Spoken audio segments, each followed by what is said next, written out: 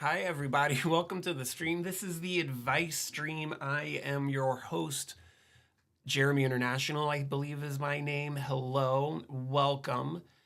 Doing things a little bit different. I'm at a closer angle, and I forgot to mute the thing like I always do. I fixed it. So, hello. We are live on YouTube. We're live on Twitch. We are live on Facebook. The gameplay you see on the side there is just kind of the thing that it does when you don't start playing the game right away. Hello, Fred Undead. Thanks for joining the stream today.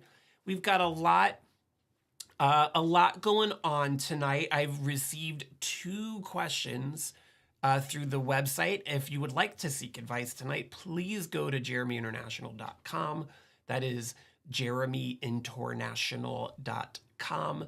And you can use the contact form there to ask me questions. I am here to provide advice. Purple Heart from Fred Undead.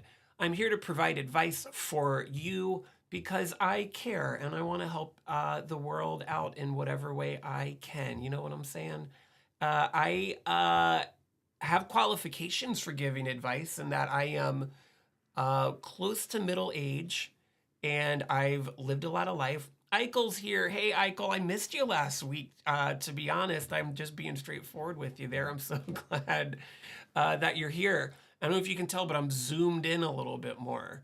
I hope that I've got tiny pores because I'm zoomed in a bit. I'm just trying something a little different this week. Today we are playing Kung Fu for the NES. And as a reminder, I only use original game cartridges. I'm playing this on a original top loader NES that has been modified so it outputs to HDMI. So I can plug it right into my deal and play some games and stream them real easy. I haven't started playing yet. This is, I don't know if anyone's old enough to remember this, but back in the day, if you let the game sit at the menu for a little bit, it would just kind of have like a little demo. So that's what's happening right now. Love this game. I remember playing this in arcades. Definitely remember this cartridge might even be like one that I like had or was given or my parents bought for me or something. Many years ago. I don't remember. But we're going to play this for the first hour. And then in the second hour, we're going to have a very dear, very old friend of mine, Lolo McGrath. Lolo McGrath is a pro wrestling promoter. I don't know a lot about pro wrestling. I like it when I see it, but I don't go out of my way to see it. So we're going to learn a lot about pro wrestling. And we're going to talk a lot about advice and about life. If you have questions, just as a reminder, feel free to throw it in the chat, Facebook, YouTube, Twitch. I get the chats from all of them. They come right into my brain. If you'd like to ask a question and keep it a little bit more anonymous, JeremyInternational.com. There's a contact form there. I have 2 questions that came in from what I'm assuming are 2 different people. I don't know, that came in through the website.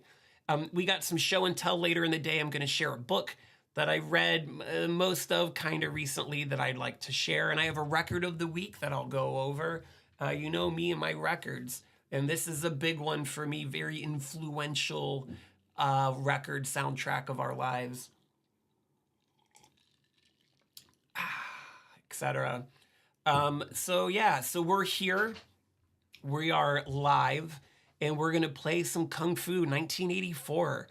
This is an old game, and I like it very much. So I'm going to play for a little bit. I am a little bit better at this type of game than some of the games that I played in the past. So maybe we'll get to level 2. I don't know. I don't want to brag, but maybe we'll be able to get all the way up to not the most earliest beginning part of the game. But as I'm playing, come by. Eichel says on Twitch, last Monday I drove 3 hours both ways to not sign up for a phone plan. Took up my whole day. Oh man, Eichel, I'm sorry about that. You know, something I feel like I mentioned briefly in every one of these streams is I don't currently have a job, but I worked as an IT professional for 16 years. So if you know, like a lot of people are like asking like relationship or like interpersonal questions, I love those. I can help you with those. Ask me some IT questions. I know a thing or two about technology. Just as a reminder, I'm live streaming a game from an actual original top loader NES from the mid 80s. So I know a thing or two about that as well. So ask away if you got questions. Phone plans are complicated. They're all terrible. But I can help with all kinds of stuff. I am here for you.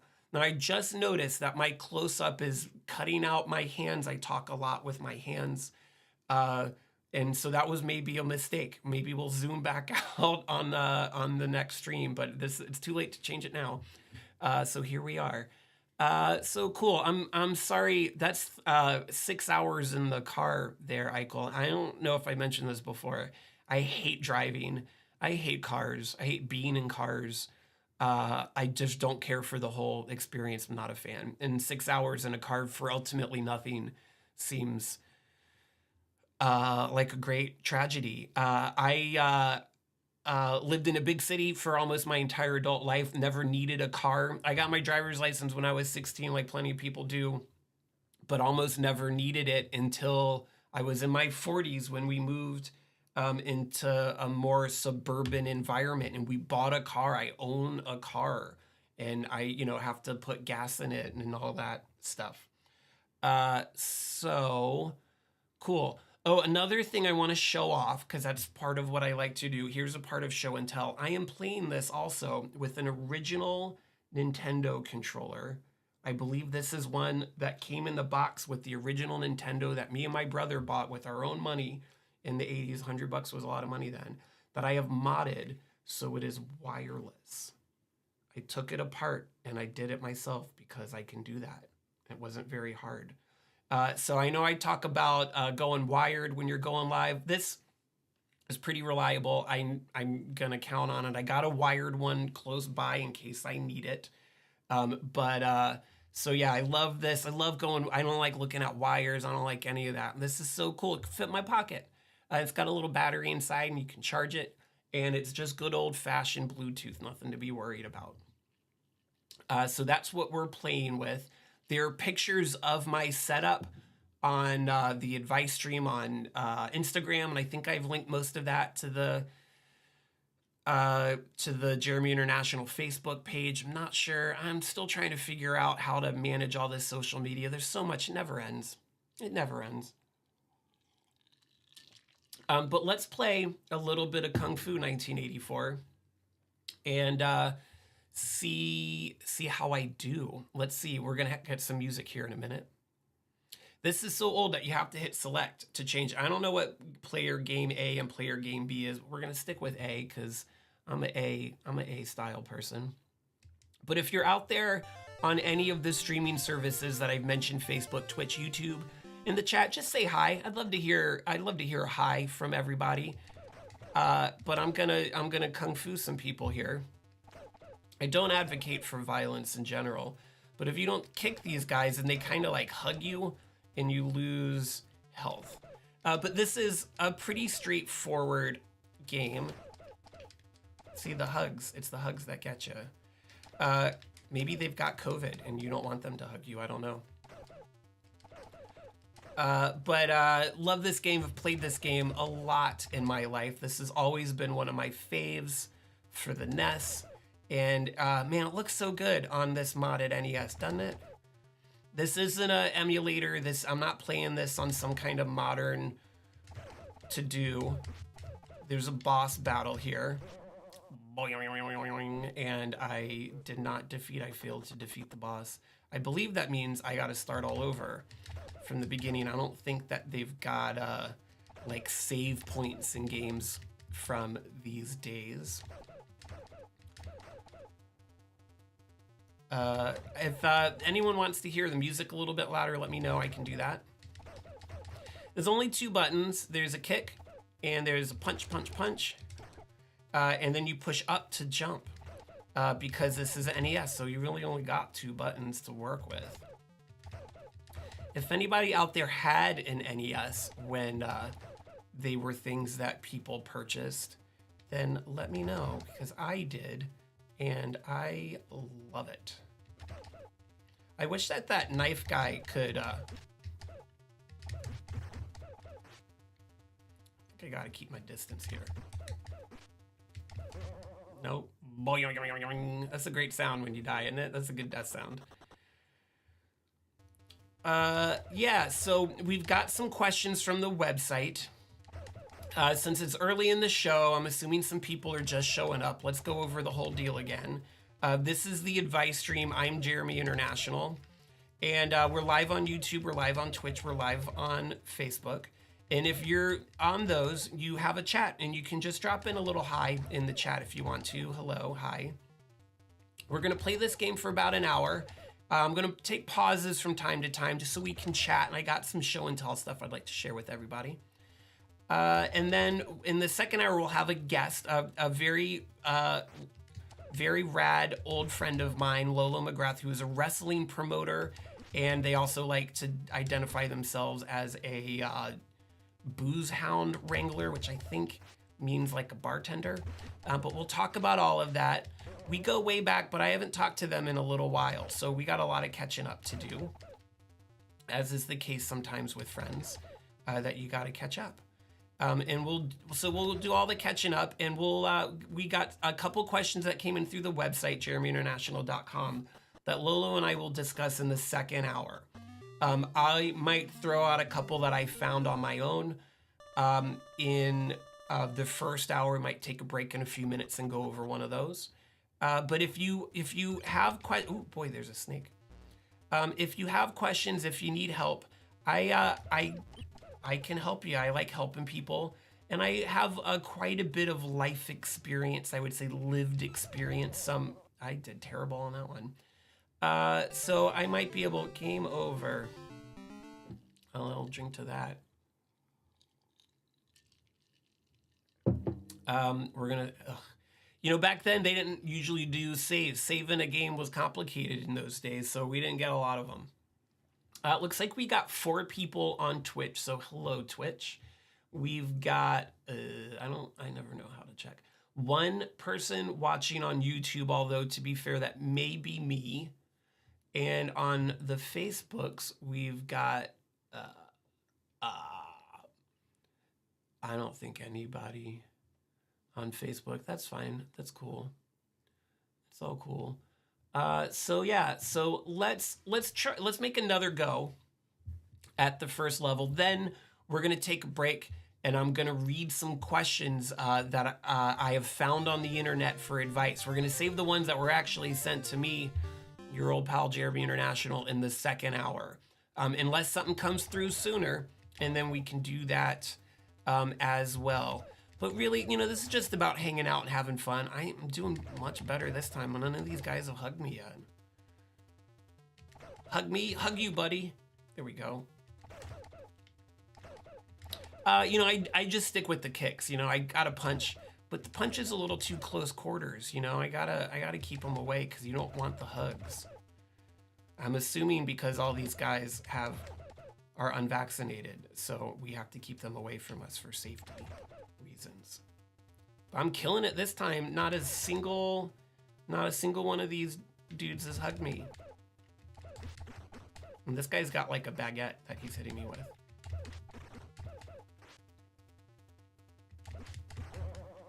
Boing. I'm sorry that that's lame, but I really like that sound, and I'm probably gonna make that noise every time it happens. If you don't like it, you know, maybe this isn't the right stream for you, because you're gonna hear that sound, I'd imagine, a lot tonight.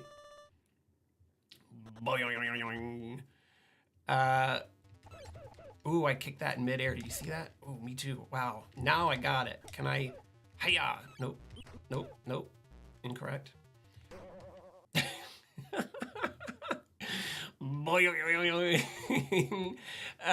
That's funny to me, and if it's not funny to you, I feel sorry for you. I don't know what to tell you. If you like the boing sound, give me a thumbs up in the chat there. Eichel, I think, did a really great job of automata peeing the boing. Thank you, Eichel. That's exactly what it would be, how it would be spelled. BOIOIOIOIOIING. Yeah. I almost kind of want to die on purpose. All right. Okay. All right. That's very sad. When I get a game over here, I got some advice questions I'll go over. We got 5 folks on Twitch. If you haven't said hi, hop on by and say hi. If you want to give me a boing in the chat, please do. All right, let's put Kung Fu aside for a minute. Let's do some advice questions. Let's see what we got here. I have some written down, and they are. I think I did that one. Let's look for another one. Excuse me. Hey, Head Cheese. Thanks for stopping by. First time chat from Head Cheese. Head Cheese is on. I've had Head Cheese before, and I actually think that it's delicious. Head Cheese 126. Also, Henry Yay. Hey, Henry. Welcome to the stream, Head Cheese. If you're new to the show, let's go over a little bit. I like to do these breaks every once in a while. Let's go over a little bit about how the show works. I'm Jeremy International. This show is called The Advice Stream. We're live on Twitch. We're live on Facebook. We're live on YouTube. The angle is too close to my head, so you're missing all of my fun hand gestures while I'm talking. We are playing an old video game for an hour. I, Jeremy International, am here to give you advice. If you have questions, if you have a conundrum, if you're in a pickle, if you're vexed, then let me know. If you feel cool putting a question in the chat, do it. If you would rather keep it anonymous, you can go to JeremyInternational.com. Scroll on down to the bottom. There's a contact form there. I'll get those almost immediately because that's how the internet works. Hey, Lolo's here too. So I see Head Cheese is Lolo Stan that came in to the chat. That's cool. Everybody here is welcome. The more the merrier. So we're gonna do that for the rest of this hour. Then we're gonna take a little break. In the second hour, very dear, very amazing, rad person Lolo's gonna come in. Lolo is a wrestling promoter and a bar worker in the industry, as they say. And we're gonna talk about all kinds of stuff there. I have gotten 2 questions from my website already. I'm gonna save those for the second hour. But I've got one here. This is a doozy. It's kind of a bummer to read this one, but I'm going to do it. And because I feel strongly about this. And I'd love to hear what your thoughts are too, the internet. Now, this is not a question that someone... Thanks, Lolo, for teaching Head Cheese about the stream. It seems like Head Cheese knows all about it, which is great. I'm going to keep reminding people every once in a while because you never know. Maybe there's a millionaire out there that's going to be so impressed with the show that they're going to give me millions of dollars. And then all my problems will be solved because that's how money works. There is a way, by the way, if you wanted to... Oh, Head Cheese says I'm great at Kung Fu. I'm not playing this right now. This is the auto demo thing that old video games do if you don't hit start right away. But I was doing pretty good in the last. I got a lot of boings, but I think I did pretty good overall. Doesn't this game look great though? Look at that logo. We'll play a little bit more in a minute, but here's a question. Just as a content warning, it's a bit of a bummer. On the advice stream, we acknowledge the existence of sex. We acknowledge the existence of drugs and alcohol. We talk about them in honest and open ways. We try not to swear, but that's not always easy to do. I got a boing from Head Cheese. You're right in with the group, Head Cheese. You're doing great.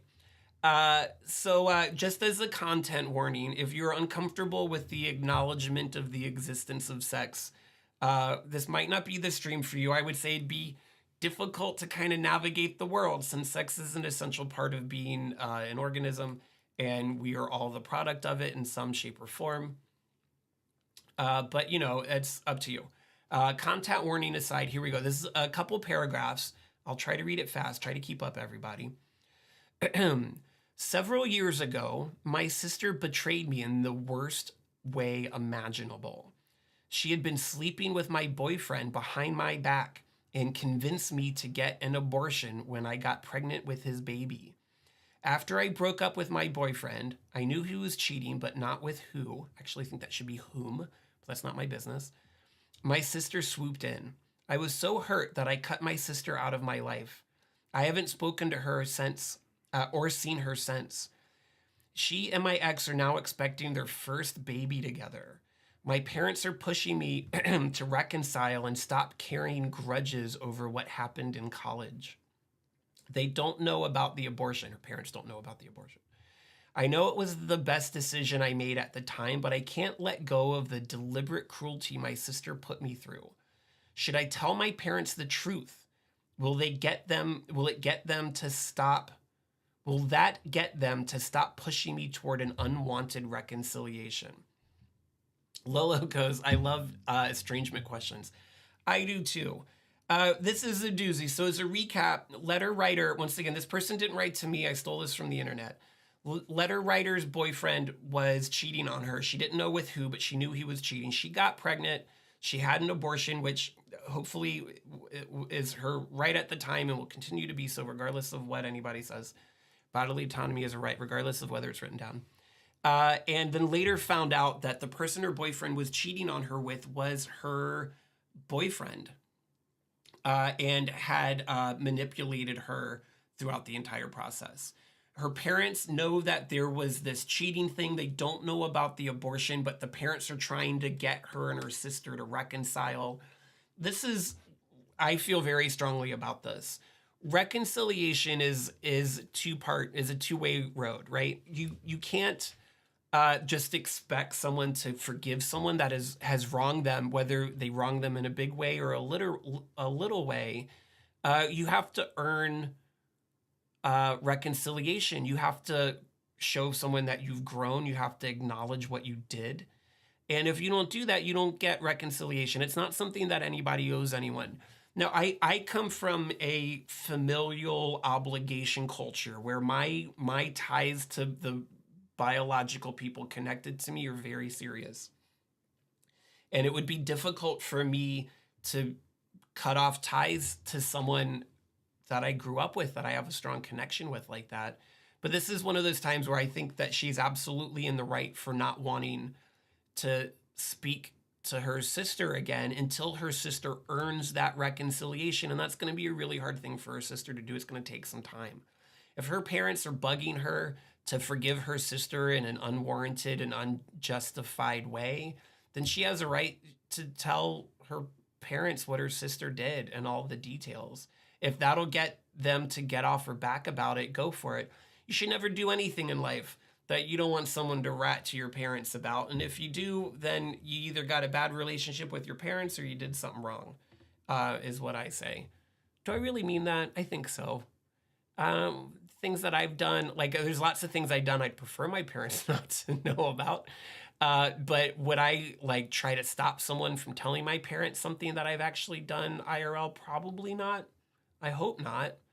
Anyways, yeah, Eichel says that's very effed. Thank you for saying effed there, Eichel. I appreciate it.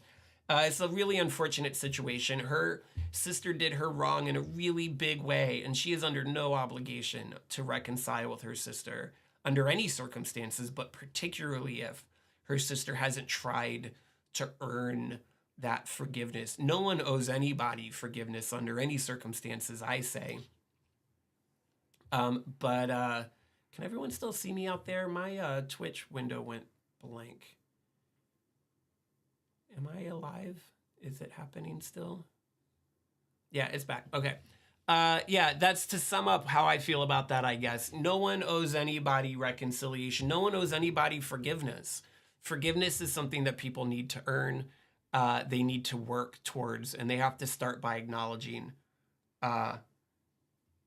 Thanks, Lolo, for saying that you see me. I see you too, Lolo. I see you. I see you. I see you too, Head Cheese. That's a great name, by the way. Okay, so that's one question. It's a little sample of the type of advising that you get on the advice stream with Jeremy International. That's my hot take. You don't want to forgive her? Don't forgive her. If you feel like your parents need to know, they'll extent of the effed upness that your sister did to you, then let them know. You don't owe her anything. You owe her an ear when she's ready to reconcile. You owe her the time of day when she's ready. It's never too late to do the right thing, is the thing my dad always says. And you owe her an ear when she's ready to ask for your forgiveness, to earn it. But until she does that, screw her, is what I say. You're estranged. You're estranged. Okay, let's do another round of Kung Fu here. But we'll make a little call sign break. This is the advice stream. I'm Jeremy International. We're live on YouTube, Facebook, and Twitch. If you have a question, if you need advice, I hope that I can help you. I bet I can. Feel free to shoot it in the chat if you'd like to. If you prefer, you can go to JeremyInternational.com. And what was I going to say? And use the contact form there to ask me a question. I'll get it almost immediately, and I'm here to help you. I've been around. I'm approaching middle age. I got some city miles on me, if you know what I'm saying. And I can help you with all kinds of stuff. Interpersonal situations, relationship advice, financial and career advice, and I can tell you what not to do. I'm not a doctor, but I have been a lifelong patient, and I don't know if I can give you like medical advice, like what's this thing on my neck? Should I see a doctor about it? But the answer to that's always going to be yes. But I can give you patient advice because I know a thing or two about that too, for better or for worse. So let me have it. If you need something, if you got something, let's go around the horn. Nobody on Facebook. That's pretty standard. I might even stop streaming to Facebook. Nobody ever comes by on Facebook. I got a couple people, one person on the tubes on YouTube, and we got 5 people on Twitch. That Twitch is always where it's at. Hopefully we'll have some other folks coming in as they're going along. So 1984 Kung Fu for the NES. I'm using my fancy modded, I did it myself, Bluetooth original NES controller that I can play wirelessly because I can do those things. So we're gonna do have another swing at Kung Fu. We'll see how we do. I should sit up straight. If you're just joining us, the sound it makes when you die on this game is very satisfying. I'm sure we'll hear it soon enough. Thanks, Head Cheese. Yeah, this is a pretty cool controller. So there's a company called 8-Bit Do. We talk about them on the stream quite a bit. They make I got hugged. They make a kit for a lot of retro controllers where you just kind of unscrew it and you scoop out all the original guts, and then they got a new whole deal that you screw into its place that is wireless, and they have really easy to pair Bluetooth receivers that you just plug into your old NES, and you got a wireless controller. They do this for the I got hugged again. Boing. It also does it not when you die, but when you beat the boss, and it just makes me very happy. That's the catchphrase of the night, I guess. Boing. And what stinks, of course, is this is an old game, so there's no like checkpoints or saves or anything. When you die, you just got to start over again. I'm gonna pause it here because I got a question from Lolo. Were there actual strategies to games this old? I don't mean speedrunning nerd stuff. I mean during the olden times. I just mash buttons. Yeah, I mean there's only 2 buttons, Lolo, so there's not a whole lot of strategy. It's timing. It's knowing like where the little hitbox is. Like when do I have to push the button to get the guy to walk into my foot? It's just instincts and timing is all that it is. There's not a lot to games like this.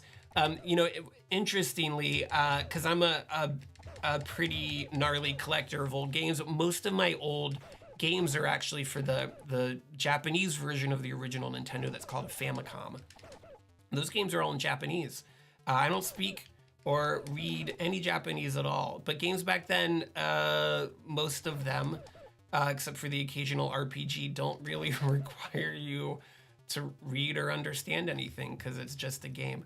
Man, what would I give if that knife throwing dude, if I could get him to throw a knife at the baguette guy here? Boing. Boss goes boing. He certainly did. And so I've gotten pretty far in this game over the years. I doubt we're gonna get far tonight. One thing we've learned, I've been doing this show for a few weeks now, and one of the things I've learned is that I'm not good at talking and playing games at the same time. But I'm not gonna not talk because that would, that'd be really boring. That'd be really boring for you, the viewers at home. I'm not gonna do that. But can I? No. See what I mean? Okay. Do we want another advice question? Let's do another one.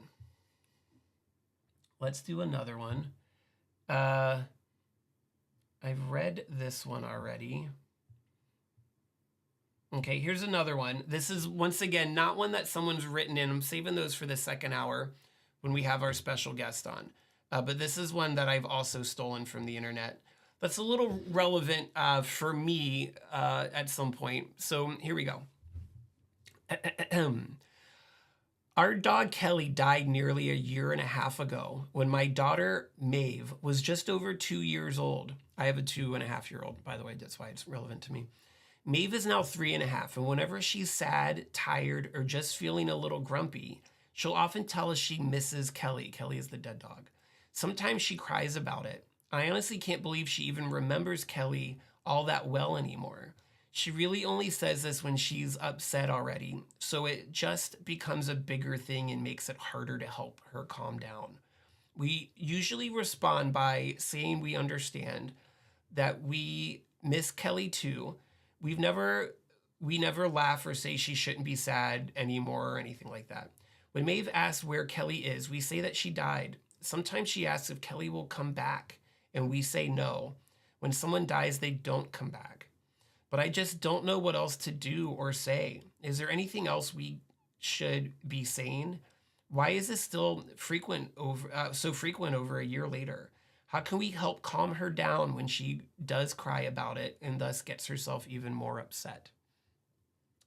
I'll recap this one real quick. Person's writing in, when her daughter was 2, they had a dog that died. It's been a year, and the kid now is over 3 and is still upset and still cries and misses the dog. And she's like, what should I do about it? I think that's so weird that this person is asking what to do. Your kid, this is your kid's first experience with death of any kind. And death is sad and it's hard. And your kid is sad about it. Let your kid be sad about it. Sure, it's not easy to see your kid sad. But at the same time, I don't know. I don't know what the question is. How do I make my kid not be sad, I guess is the question. And I don't think there's an answer to that. I don't think you should. Sad is part of being a person.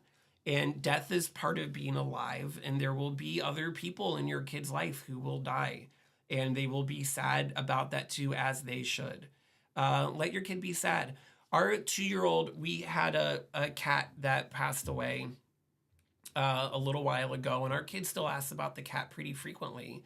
And we tell her that the cat is gone and we won't be seeing the cat again. We've used the word dead and died a few times, but those words don't mean anything if there's not context for it.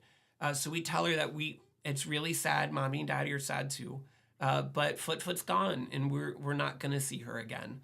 And it's okay to be sad about it, and let your kid cry about a dead dog. What else is being a kid and having a pet about than learning about death? Lolo says, to be honest, as a former childhood educator and child development nerd in me wants to know if something else is also going on where it's manifesting as sadness over an event that may or may not remember. And that's a really good point, Lolo. And with all things, hey, Amir's here. Hey, Amir, thanks for joining the stream. We're just answering a question about a person who's concerned that their 3-year-old kid is sad about a dead dog. My take on it has been that's what pets are for better or for worse, is they teach kids about death. But also, Lolo has a good point here about looking for, maybe something else is going on. And, and I was just saying that sadness is an essential part of being a human being. And there are things that we should be sad about. We should embrace our ability to be sad. But you also have to watch out, because sometimes our brains go wrong. An analogy I always use is if you're swimming in the ocean in a part of the world where there's sharks, if you're scared of sharks when you're in the ocean, that's a reasonable, healthy fear. If you're sitting on your sofa in Branson, Missouri, and you're scared of sharks and something has gone wrong and you should see a doctor about it. This seems to me, so far at least, I don't know this lady's kid, like this is a reasonable, normal amount of sadness over a dead pet. But if they have further concerns about it, check in with your doctor. People's brains are complicated and they can go wrong in a million ways. Fortunately, we live in a time where at least most of us can have access to some kind of treatment for that.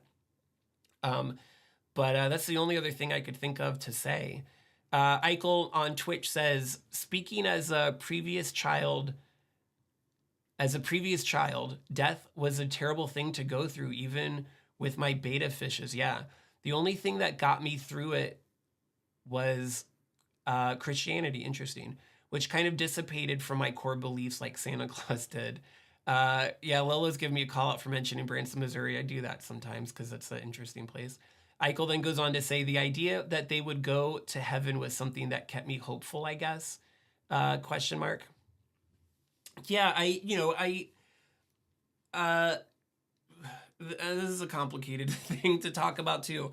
Over here on the advice stream, I personally, Jeremy International, am an atheist. I don't make a lot of room for spirituality or faith in my existence, but I understand that it's a really important thing for lots of people.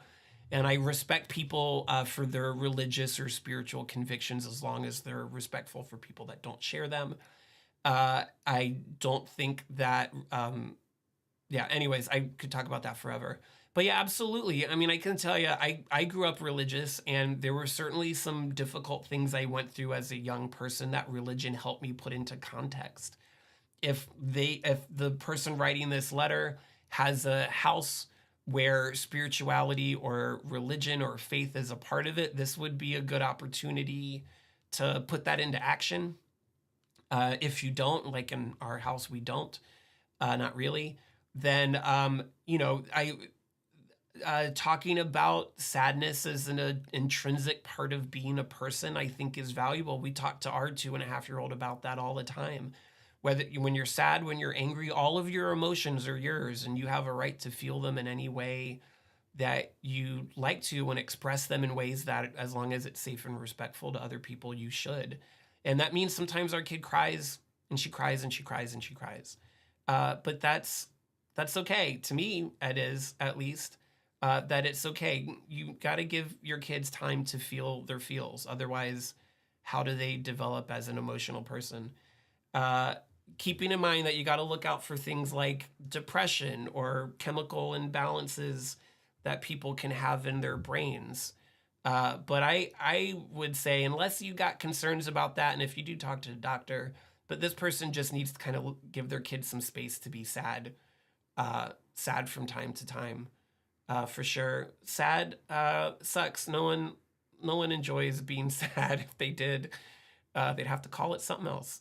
But it's something that we all need to feel. It's part of the human journey.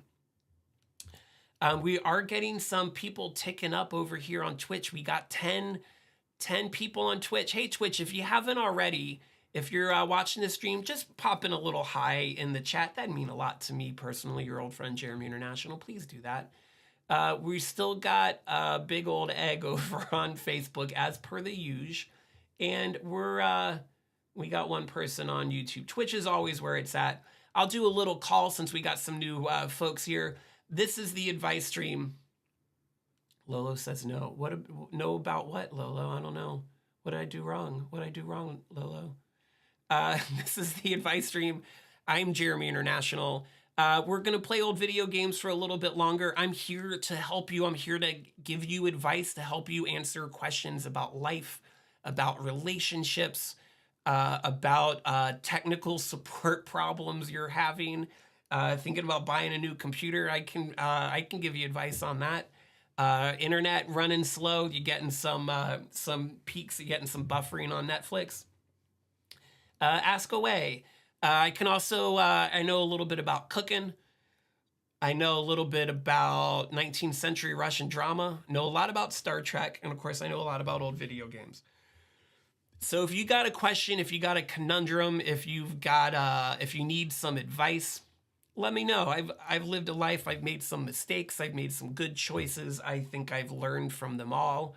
And maybe I can help you out. We are live on Twitch, we're live on YouTube, we are live on Facebook. If you have a question, you can throw it into the chat. We just lost somebody, We just lost somebody on Twitch. If you have a question, you can throw it into the chat, or you can go to JeremyInternational.com. There's a contact form there. If you're enjoying the show, if you're getting something out of the advice I'm handing out here, please feel free to give me a tip. You can do that at JeremyInternational.com as well. It's not mandatory, but it would be appreciated. I don't know if I mentioned before, but I don't have a job. That's why I got time to do this. OMG Fred Undead on Twitch asks, what's a good low stakes fun TV show to have on in the background? Low stakes and fun TV. You know, I've been thinking about doing like a rewatch of some of the classics. I haven't seen Cheers, I think, since it was like live, and I remember fun things about that. I was a child. I'd say OMG Fred Undead, Cheers. I'm sure it's streaming somewhere. Check out Cheers. It was a big hit. Ted Danson. Woody Harrelson was on Cheers when he was young. Kirstie Alley, may she rest in peace. Yeah, it was before The Office. Cheers was on before, if you can imagine TV before The Office. Cheers, it was, I guess you could call Cheers a workplace comedy because they worked in a bar. And Shelley Long was there. Was that Shelley Long? Is it Shelley Long that was in Cheers? I think so. So yeah, Cheers is my pick for that show. Having a little bit of Maker's Mark. Shall we? I'm going to give Kung Fu one more shot, then we're going to take a break and we're going to come back with our special guest. Fred Undead, LOL, The Office for the third time during the pandemic. Yeah, I need a little break from The Office. I guarantee you, Fred Undead, I know you pretty well. I guarantee you've never seen Cheers. And I am going to guess that you'll like it. It's old, but I bet you it's like remastered and goosed up or whatever. So you should watch Cheers, is what I say. Anyone out there watching the stream seen Cheers recently? You know, in Cheers, of course, remember that Frasier was a spinoff of Cheers. And I know all the Gen Zers like Frasier these days. If you really want to get Frasier, you got to watch all the Cheers first. Fred Undead says that they have seen Cheers. All right, if you say so. I guess I was wrong on that. Let's see if we can get a couple more boyoyoyoings in on Kung Fu over here before we go to our break. Eichel has not seen Cheers. Eichel, check out Cheers. I'm not telling you what to do, so I take back how I said that, but give it a shot. OMG Fred Undead says, my mom loves the Dans. The Dans? Who's the Dans? Yeah, the theme song kind of gets me weepy every time I hear it, to be honest. I remember watching the Cheers finale on TV. I was little, but I was there. Eichel wants to hear a boyoyoyoyoing, so here we go.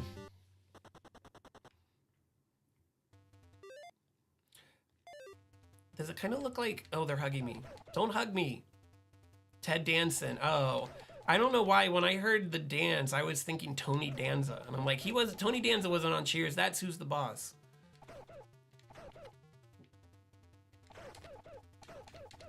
Don't hug me. I don't give you permission to hug me. I don't know about you, but post-pandemic, I'm just gonna keep asking everyone if I can hug them before I hug them. I did that, you know, when we started to socialize after pandemic times, but I'm just gonna keep doing it. I think, I talked over the boing-yoing, we didn't hear it, Eichel, I'm sorry. I'm sorry, I ruined the boing-yoing for you.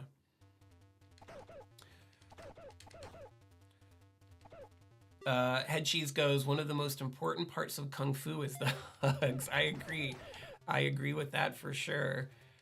That's how they teach you. That's the first attack in Kung Fu on your first day in class is a hug, and then how to throw a knife into somebody's knee. Oh, I bet that would hurt. Should I be punching more? I don't think so. I think I like the kicks. I don't think it really matters.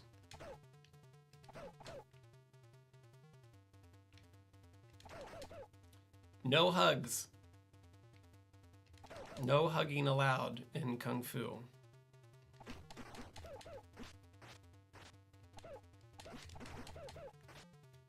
I'm gonna boing. See how I did that high and low real quick so that he threw the knife up high and then I was kicking him in the knee? That was pretty cool. That was a good move. I'm proud of that one. All right, level 1 is complete.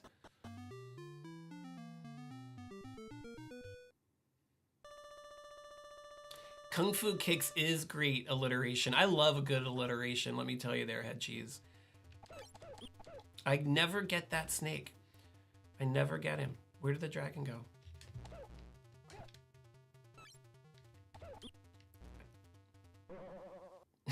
Boing. Kung Fu Punches is not as catchy, I agree. It's not as punchy, would you say? I noticed just now at the top, there's a picture of a dragon with a 0. Should I be chopping those? Ugh. This game is less fun now. I like the first level better. Okay, all right. All right, so I think we're done. We're done with Kung Fu for now. I did pass level 1, thank you. I am a winner. I am a winner, I'm very proud of myself. If there is a original NES game you'd like to see me play, though, let me know. Because I have several, although, like I was saying, most of my collection is Japanese Famicom. I got a number of NES games. So if there's one that you remember that you're into and you want to see me play, let me know, and we'll bring it up next time. Oh, I've lost 2 more people on Twitch. I must be doing a bad job. Alan's here. Hey, Alan. Alan is on Facebook, maybe? Blaster Master. I think I have Blaster Master. That's a good one. You're like a Jeep. Pretty sure I have that. I think they also have a recent remaster of that on the Switch, if I'm not mistaken. So maybe maybe we'll see Blaster Master next week. I got to dig in and see if I got it or not, for sure. Start Rex here. Hello, Start members of the International. Yeah, that's me. All right, that is me, for sure. Jeremy International is where it is at. Thanks for joining. We got some people coming in just as we are entering our break. When we come back, we will have my friend and yours, Lolo McGrath, on the show. We're going to talk about wrestling promotion. We're going to answer a few questions. Oh yeah, I remember NES Pro Wrestling. That was a good one. There was like a Fishman. Head Cheese is mentioning NES Pro Wrestling. I think that was a Nintendo produced game, and for some reason there was a Fishman on that game that would like chomp people's heads. This is a thing not a lot of people know about Jeremy International. I got a thing for fish men. Of all of the different aquatic style humans, is just something I can't get enough of. Whether they're your creatures from the Black Lagoon or merman is one of my particular favorite aquatic beings. Yeah, NES. I know that for sure that I don't have NES Pro Wrestling, but maybe that's one I should start digging for. I think that was a black box game, if I'm not mistaken. Starrex says my thing is mushroom men. Yeah. Let's just give, now I'm getting like strong like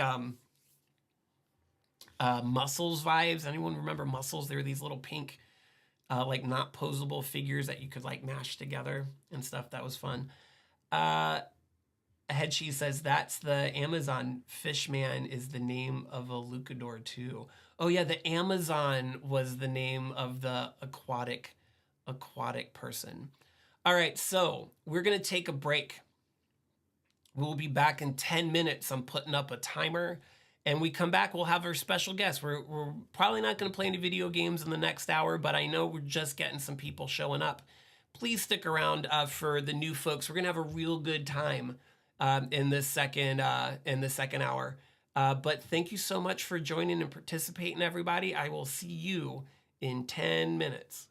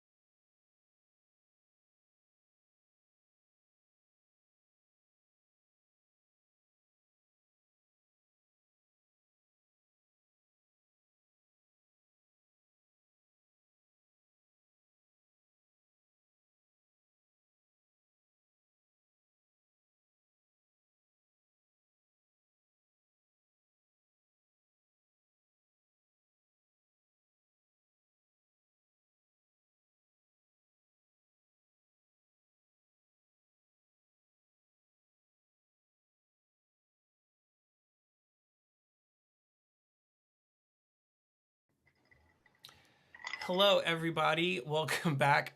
Did I get even closer on my camera? I feel like now, like I don't have shoulders anymore. I think I screwed it up more. Hello, welcome back, everybody. We just had our break.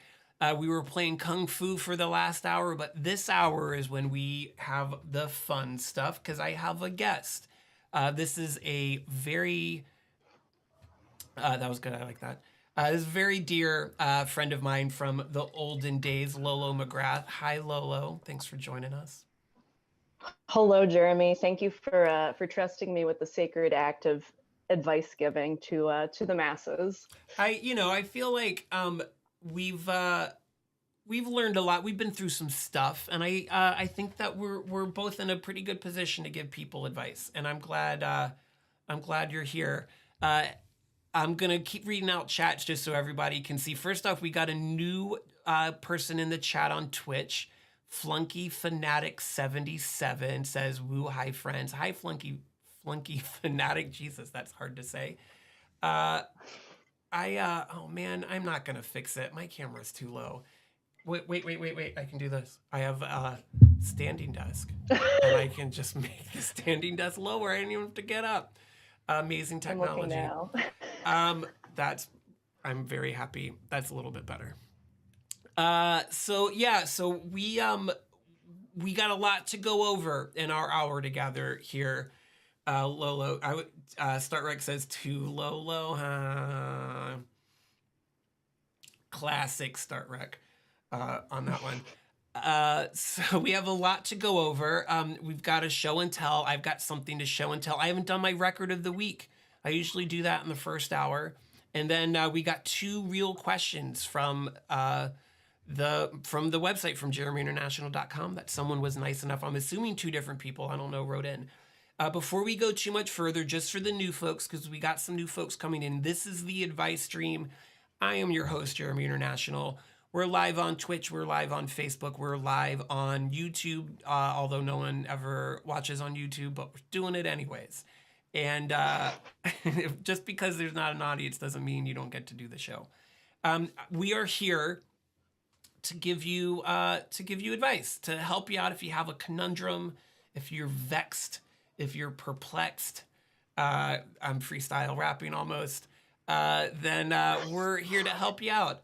I've been doing this for a few months, and we've gotten some pretty gnarly questions that I think I was able to help some people on. But what should we do first, Lola? Do you want to just jump right in and start with the question? How do you feel about that? You know what? Yeah, let's start with one question. Okay. Like, get our feet wet. Feet wet. Mm-hmm. Yeah, we're getting our feet wet. That's what we're gonna do. All right. Okay. Merman.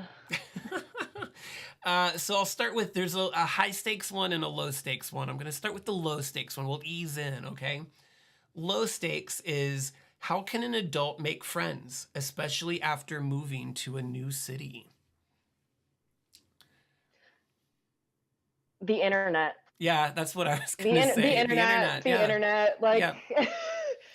I've read people give advice about this specific thing many times before, because there's this idea that, like, making friends is harder when you're an adult. Like, yeah, it is, because people seem to suck more when you're an adult versus when you're a kid. But I don't know, in public places, I feel like the right people tend to gravitate towards each other. But if you're just kind of starting from, like, I don't have a lot of friends, I need more, even if it's in your town. Yeah, it's like, it sucks to use the internet for this stuff now. It sucks, but like, it's how it's done. Half my friends are people I met on the internet. It's how it's done, for better or for worse. And one of the good things, I guess, is starting off on the internet. Oh boy, we got a question from Skylar Retzolf, who sounds like someone that is asking if a hot dog is a sandwich. I'm not going to get into that, Skylar. It's obviously a sandwich. What else would it be? That's the end of the conversation. People ask that a lot. I do a lot of online corporate training, and that's always like an icebreaker that people want to do. Is a hot dog a sandwich? That's dumb. Of course it is. If you don't think a hot dog is a sandwich, you gotta get get your ass together. Because what else is it? Grow up. Grow up. What else would Be an it be? adult. What is a sandwich if a hot dog isn't a sandwich? It's stupid. That's dumb. We could go on about this all night, so we gotta keep it moving. Yeah, let's wrap it up. We're gonna have to keep tonight a hot dog free zone. Yes. So I would agree with you 100% with the answer to that question. Is Wrinkly Pikachu says, hi, longtime fan, first time caller. Well, you couldn't be a long time fan because I haven't been doing this for that long, Wrinkly Pikachu. Also, Wrinkly Pikachu, that is a great, great screen name. This is what I say. This is what I say about the internet. Is it used to be that people were like split into demographics, partly based on where they were in real space. And this question is about finding friends in a new real space. But also, and I think a lot of folks in the chat here can relate to this, in 2023, those kind of like regional demographics are now the internet has regions too that aren't tied to like a real place in America, but tied to places where people gravitate because they have similar interests. Starting there and then finding the people in that virtual region that are in your IRL region is, I would say, the only way for an adult to make friends. What are you gonna do? Go to a bar and just like meet people? That doesn't happen. No one does that anymore. You can if you're willing to commit to it. That is one thing. Like if you are willing to say, I'm going to become a barfly and like pick your place, stick with it. Yeah. Don't deviate. Like you will, unless you're like, I don't know, really annoying and you suck. Like you probably will make some friends. But yeah, no, you gotta put in some effort, some work. You can't just start talking to people just out of nowhere. People are weird about that now, man. Yeah. I don't know. It's too bad that they are, but they are. Would you say then, would you give this person advice, Lolo, that they should go to a place where everybody knows their name? That's a Cheers. That's a Cheers. I see what you're reference. doing there. I see what you're yeah. Cheers. Classic. Yeah, absolutely. So I'd sign off on that for sure. Wait a minute. Are the words to that song where everybody knows your name, or is it where nobody knows your name? It's where everybody knows your name. Okay, just making sure. Because why would nobody know your name at Cheers? Well, it's because like you want to go there and get drunk, and you want people to leave you alone. That's that's like the opposite. That takes place in like the most depressing strip club that's ever existed. Gotcha. Just like now Tears instead of Cheers. There we go. I would not watch that show. Startrek goes, toss salad and scrambled eggs, always a good icebreaker. That's a Frasier reference. Now we're really getting into it, everybody. So yeah, to sum up, Anonymous wrote that question. Probably not the Anonymous you're thinking of. Is invest in the internet, get the net, as it were, get online and find your people virtually, and then you can narrow it down to your people in a like analog people, like an analog sense, where you go and actually meet them. Flesh bag friends. Yeah, you know what I'm talking about. Cool. Okay. So that's one down. Thank you, Lolo, for helping with that. I hope that we were able to help you there, Anonymous, as well. Did I just get another? No new. A people within a people. Yes, head cheese. That's exactly what I'm saying.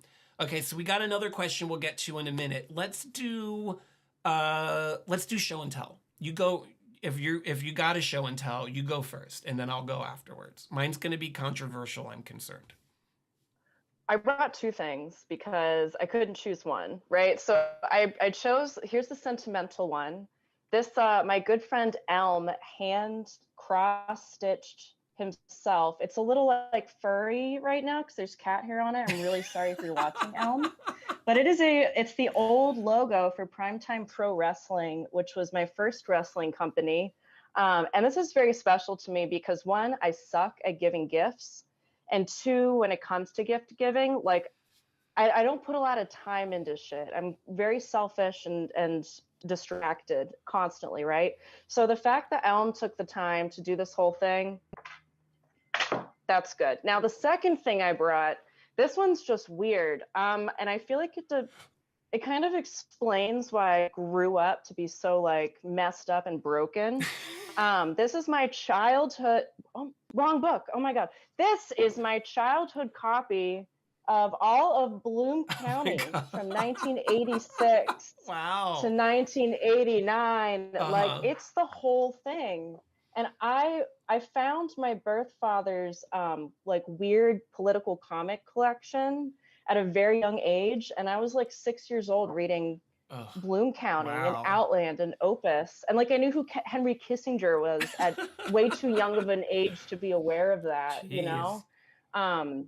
Yeah, so I read stuff like that and I grew up weird. Here we are. Here we are.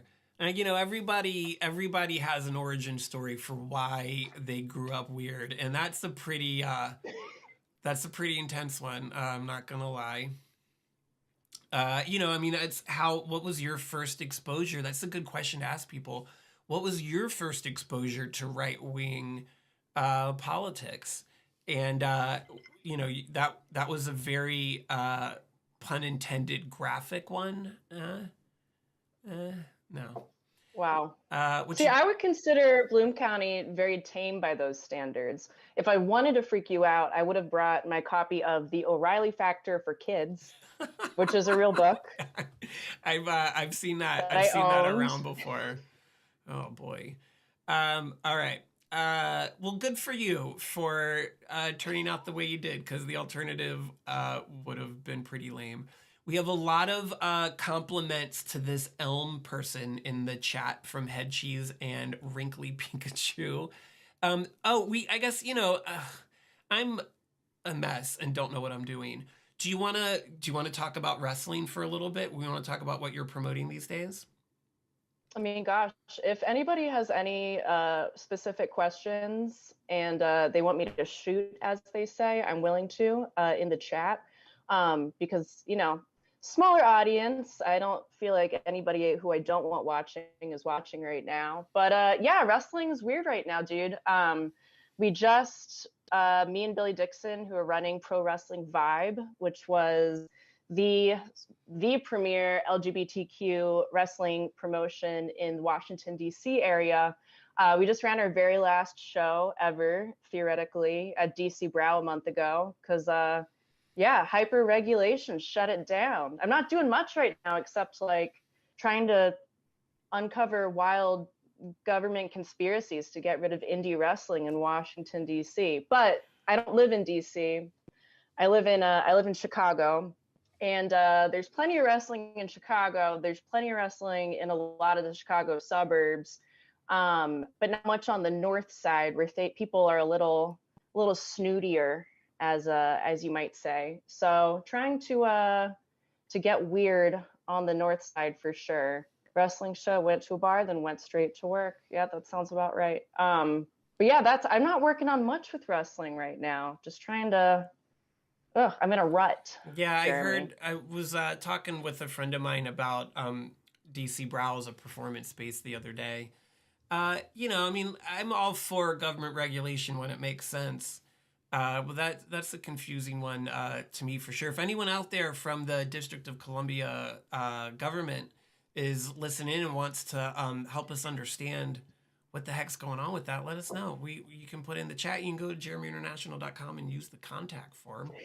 Uh, because I think a lot of people would like to know, what is it, do you think, so I didn't grow up with wrestling. I've seen a couple of the shows you promoted and it blew my mind. I had so much fun.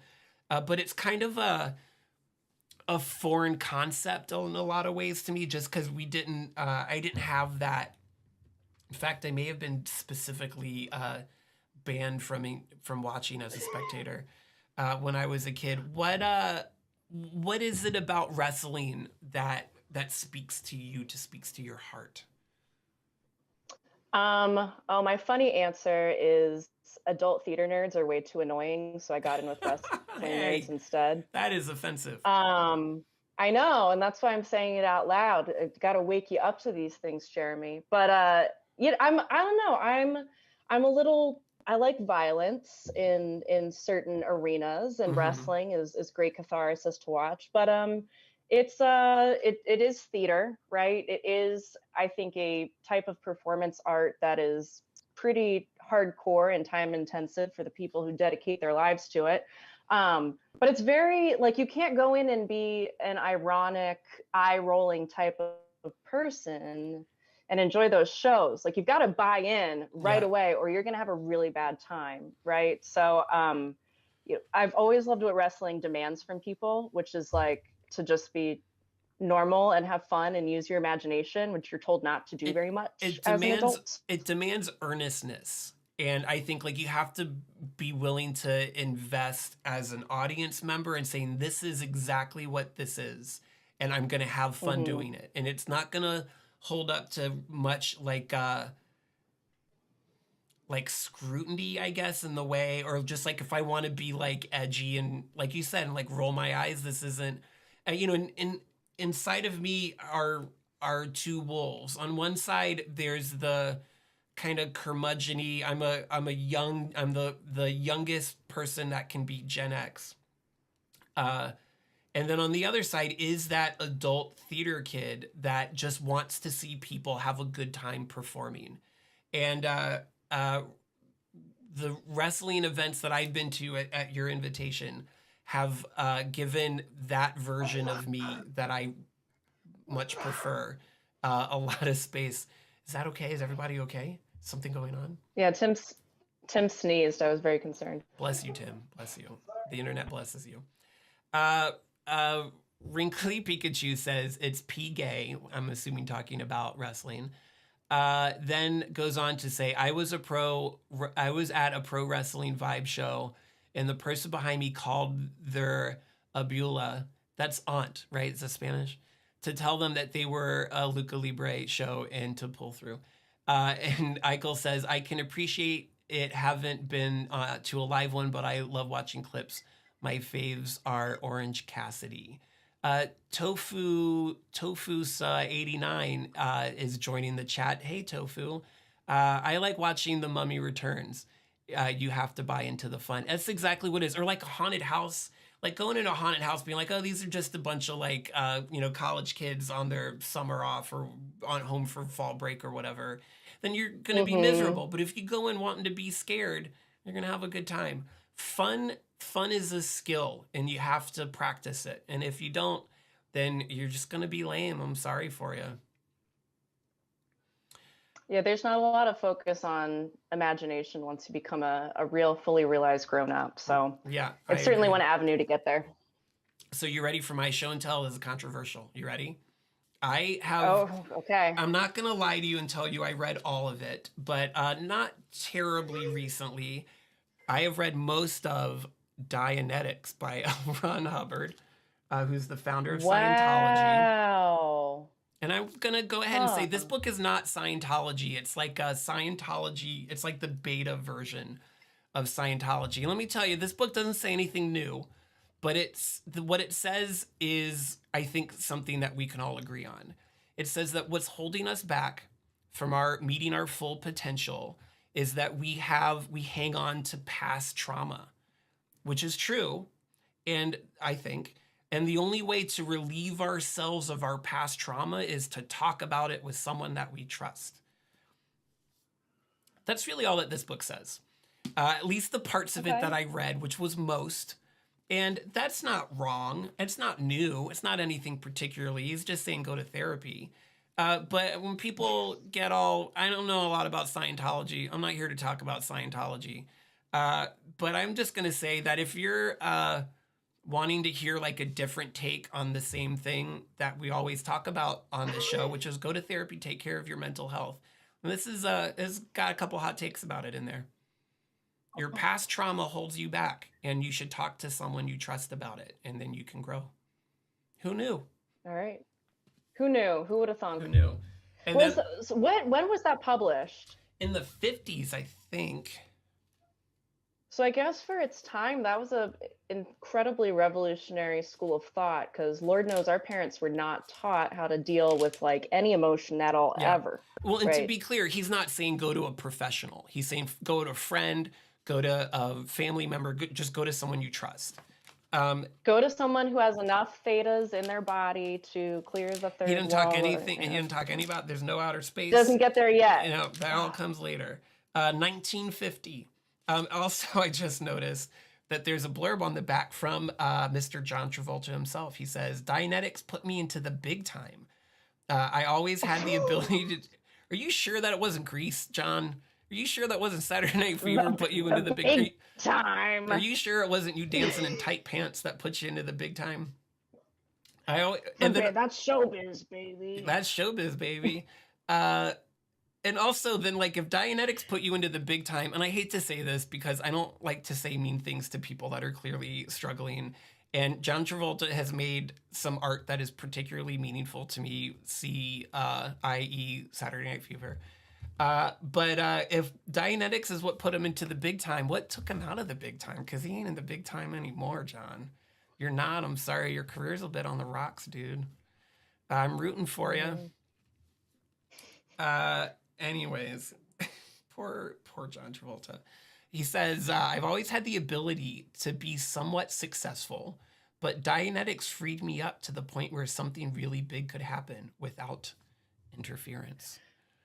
This sounds almost indistinguishable from any interview that you hear with the wrestler John Cena, where he's asked to say something at all about Vince McMahon, who, like, even if you're not a wrestling person, you know that Vince McMahon, like, objectively just sucks, right? Yeah. Bad guy. But yeah, no, it's like the same sort of weird fawning that's like, please, Papa, continue to write the checks, Papa. Also, I forgot to mention, OMG Fred Undead asked me where I got this book from. And I should say that in an apartment building where OMG Fred Undead and I once lived, in the laundry room, there was like a take one, leave one library. And this was in there. And I took it and then hung on to it for many, many years. Until not too long ago, I decided to give it a shot. Why there's a volcano, I'm not sure. Subtitle, by the way, is The Modern Science of Mental Health, which in 1950 was like, have emotions, don't bottle up everything inside. One last thing I want to show. So I usually do a record of the week. This record of the week is going to be Bad Girls by Donna Summer. I feel like holding it in front of my face interferes with my microphone. This album is so much more than probably you're thinking about if you haven't heard it before. It's produced by Giorgio Moroder. Moroder and Donna Summer did a lot of stuff together. This album is perfect all the way through. It always makes me happy, but there's a lot of like weird, complicated like electronic music stuff that happens in it as it gets stranger and weirder as the album goes on. And it's so good. It is guaranteed to give you spoons. It is guaranteed to make you happy. You should check it out if you haven't heard it before. Listen to it all the way through. You know, there's not like song gaps. Like a lot of it's meant to be like a disco record, so a lot of it kind of merges together. There's long things and stuff in it. I would say that's got to be, I've had that record for a while. That's got to be in my top 5 albums of all time, maybe, if we're rating stuff. Cool. All right. We're doing great on time. Let's take another little break and talk about, just to remind everyone how the show works. We're live on Facebook, we're live on YouTube, we're live on Instagram. If you have a question, if you want to seek advice from me, Jeremy International, or my guest, Lolo McGrath, then please, you can put it right in the chat if you wanna, but you can also go to JeremyInternational.com. There's no dots, there's no spaces. There's never spaces in website addresses. There's no dashes, and there's a contact form there, and I'll get those questions almost, if not literally, immediately. Oh my gosh, I think I got another one. It better not be anything lewd. Well, you know, we said before, but I'll also remind everyone, because we've got some new folks in. On the advice stream, we acknowledge the existence of sex. We acknowledge the existence of drugs. We acknowledge the existence of rock and roll, I guess. I don't know what the third part of that is. So if you don't like hearing if you don't like acknowledgement of those things as they exist, then maybe not. Yes, head cheese. That is JeremyInternational.com. You can watch the show from there too, but there's no chat. I don't have that technology yet. And if you're enjoying the show and you really, really wanna, there's a way you can give me tips through there too. That I'm sorry to say I'm not going to share with you, Lolo. But well, maybe I will. We'll see how much we get. We'll see how much we get. We'll I talk have about it my later. own. I've got my own pay pigs. It's okay. Oh my god. Okay. So let's go into. So now we got 2 questions we got to answer. Oh my gosh, 2 more. So here's the next one. How do you? And this is also a little bit of a bummer, everyone. But life is sometimes a bummer, so we're gonna get through it together. How do you build confidence after a rough breakup, especially when the ex put you down for so many years? That's a doozy, for sure. And the first thing I want to say to this person, assuming you're watching out there, because this is a person that wrote to the show, is that I'm sorry. That sucks. I'm sorry that someone was so unkind to you. People can do that sometimes. They really don't need to, but sometimes they do. Wrinkly Pikachu wants to drop Lolo's Venmo uh, into the chat as well. So I'm gonna. I'll send it all to you, Jeremy. You have a child. That's true. I also don't have a job. But I if Lolo, you still have access to the chat on Twitch. Put your Venmo in there if you want to. It's not we're all in this together. If everybody wants to make money, they should be able to make money. So this one's a little tricky for me. I would say part of what I want to tell this person is, a lot of people say like when you go through a hard breakup, you need to like have time to yourself. You need to have time on your own. You need to invest in you. Like people say that a lot. And I don't know. I used to think that too. I don't know if I do anymore. That people need networks. People need support. People need community. So the first thing I would say to this person is there's all different types of relationships people can have with human beings. Only some of them are romantic ones. And this would be a really good time for you maybe to take some time and invest in other types of relationships, other types of connections with people. Because you need to take care of yourself, but few people can actually do that by themselves. Hillary Clinton said that it takes a village, and I think that's mostly true for most of us most of the time. OMG Fred Undead says go and make out with everyone. Maybe that works for people. If that does, then if that works for you, then that works for you. For sure. I've dealt with breakups in that way. And I've dealt with breakups in other ways too. Startrek says Hillary Clinton sucks, but she was right there. Yeah, I agree, and she's but she was correct when she said that it takes a village, because no one should have to get by themselves. Some people choose to be by themselves, and that's good for them, but no one should have to make that choice. Community is real, and it's very, very important to most people. And I would tell this person to invest in their community. Maybe make out with your community. Have a big messy group of friends, and maybe screw around with the people that you already know to be dependable. I think that that's a really great way to heal as well, and maybe to get a little bit of your confidence, get a little bit of your groove back. What's your take on that, Lolo? I guess a couple things. Yes, I am a firm believer in the best way to get over somebody is to get under somebody else, as it has been said before, which is honestly man, that's how I dealt with a lot of breakups, and not in like a sad, gross way, just like, I don't know, it's a weird opportunity for reinvention after you get your heart just like spit on, right? So yeah, it's really tricky because there's the whole idea of you have to love yourself before somebody else can love you, blah, blah, blah, blah. I think self-love is a lot more nebulous and complicated of a concept than that. And I think that's not entirely bullshit, but vaguely bullshit-esque. But yeah, I think the opportunity for reinvention after a breakup is pretty cool. You can, because everyone expects you to, like Yeah. everyone expects you to like have some kind of major change. So there's your opening, there's your sign, go for it. Yeah, I don't know. I'm always afraid that like I'm gonna tell this to the wrong person and they're gonna take it like just way too far and bum themselves out. But just sleep around, Yeah. sleep around, sleep around. That's just kind of like basic life advice, I guess. That's also basic life advice. We've said on the show before, if you're over 30 and you don't have herpes, you're playing it too safe. Uh, and so that's a good way, that I would say that doesn't necessarily work for everybody. I wish that it did. It certainly, I think, works for us. We can talk about that later. But yeah, I think that's really good advice.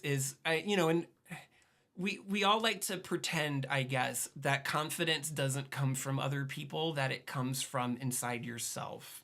And sure, that's also like that's a great thing to put on a fortune cookie, but the reality is a little bit more complicated than that too. And uh, sleeping around seems like if that's something that works for you, and I hope it does, that would be the person that asked this question. That would be what I think both Lolo and I would agree should be your first step.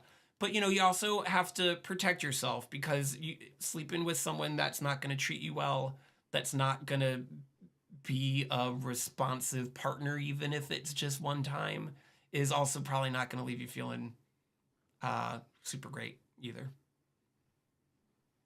Yeah, I don't know. I went nuts through my 20s, so I really have no other advice because I had no other way I dealt with it. Yeah. Wrinkly Pikachu says confident comes from drinking honey flavored rum. Okay. Start Rec. For some people. Yeah, for some people. Start Rec says it might work for me, but no one wants to deal with my BS. Oh, Start Rec, you know that I am always going to deal with your BS. The auto mod filtered out the word hoe, but I'm going to go ahead and allow Eichel's post because what are we doing if we can't say hoe? What if sleeping around isn't an option? I don't know how to be a hoe. I would if I could. First off, that reminds me, there's an old Saturday Night Live skit with Eddie Murphy where he's like doing like a home correspondence course called How to Be a Hoe. Eichel, how to be a hoe. I don't think it's that I'm like, complicated. internet again. Internet, yeah.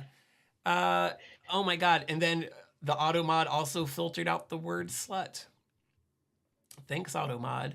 Wrinkly Pikachu says, I'm bi, so it's been easy for me to slut myself out. Yeah, good for you, Wrinkly Pikachu. Wide net. Yeah, that's, I'm going to heart that one. I'm going to pin that to the top. I'm not going to do that, of the chat.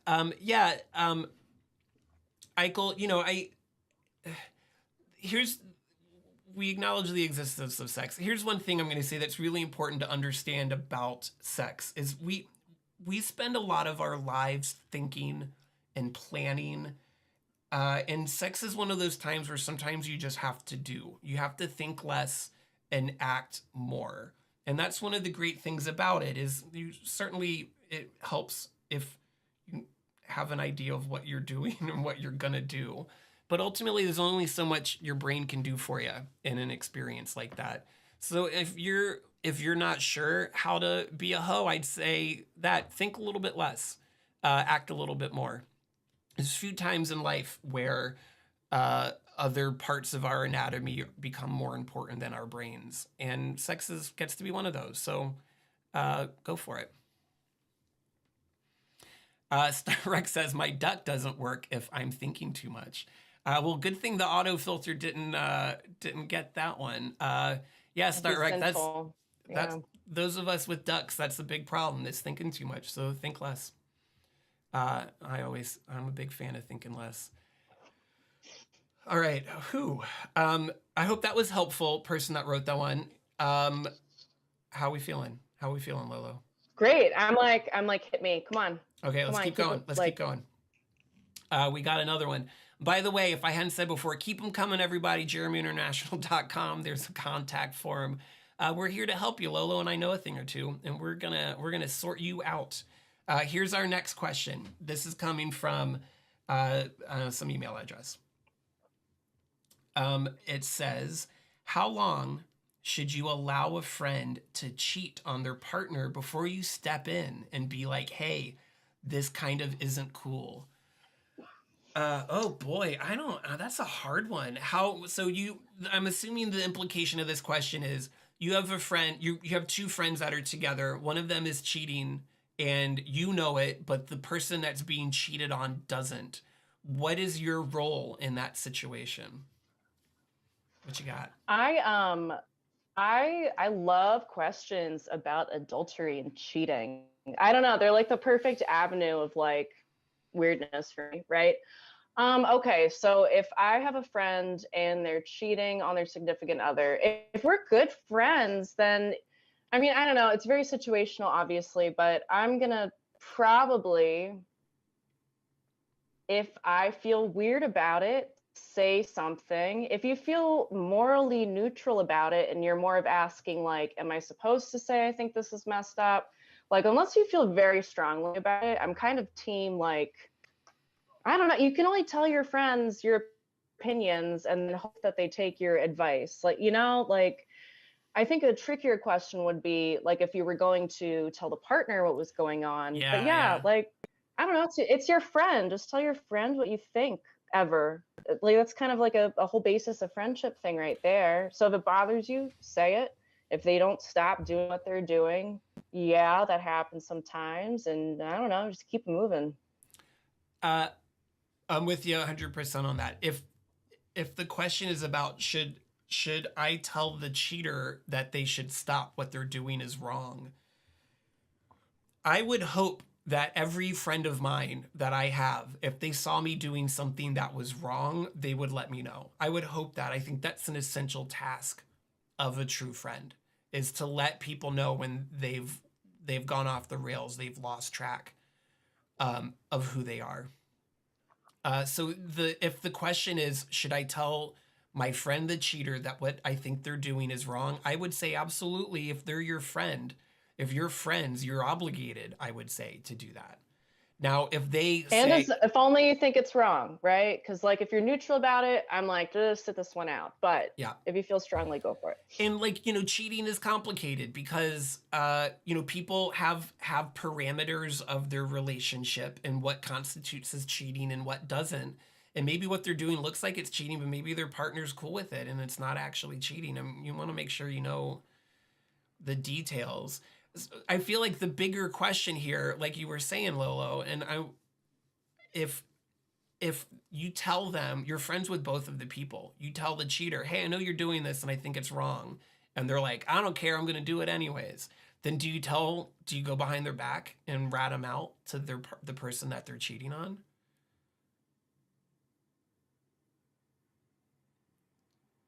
Oh, did I lose you there, Lolo? Can you hear me? You're frozen. This is the first time on the advice stream. uh uh uh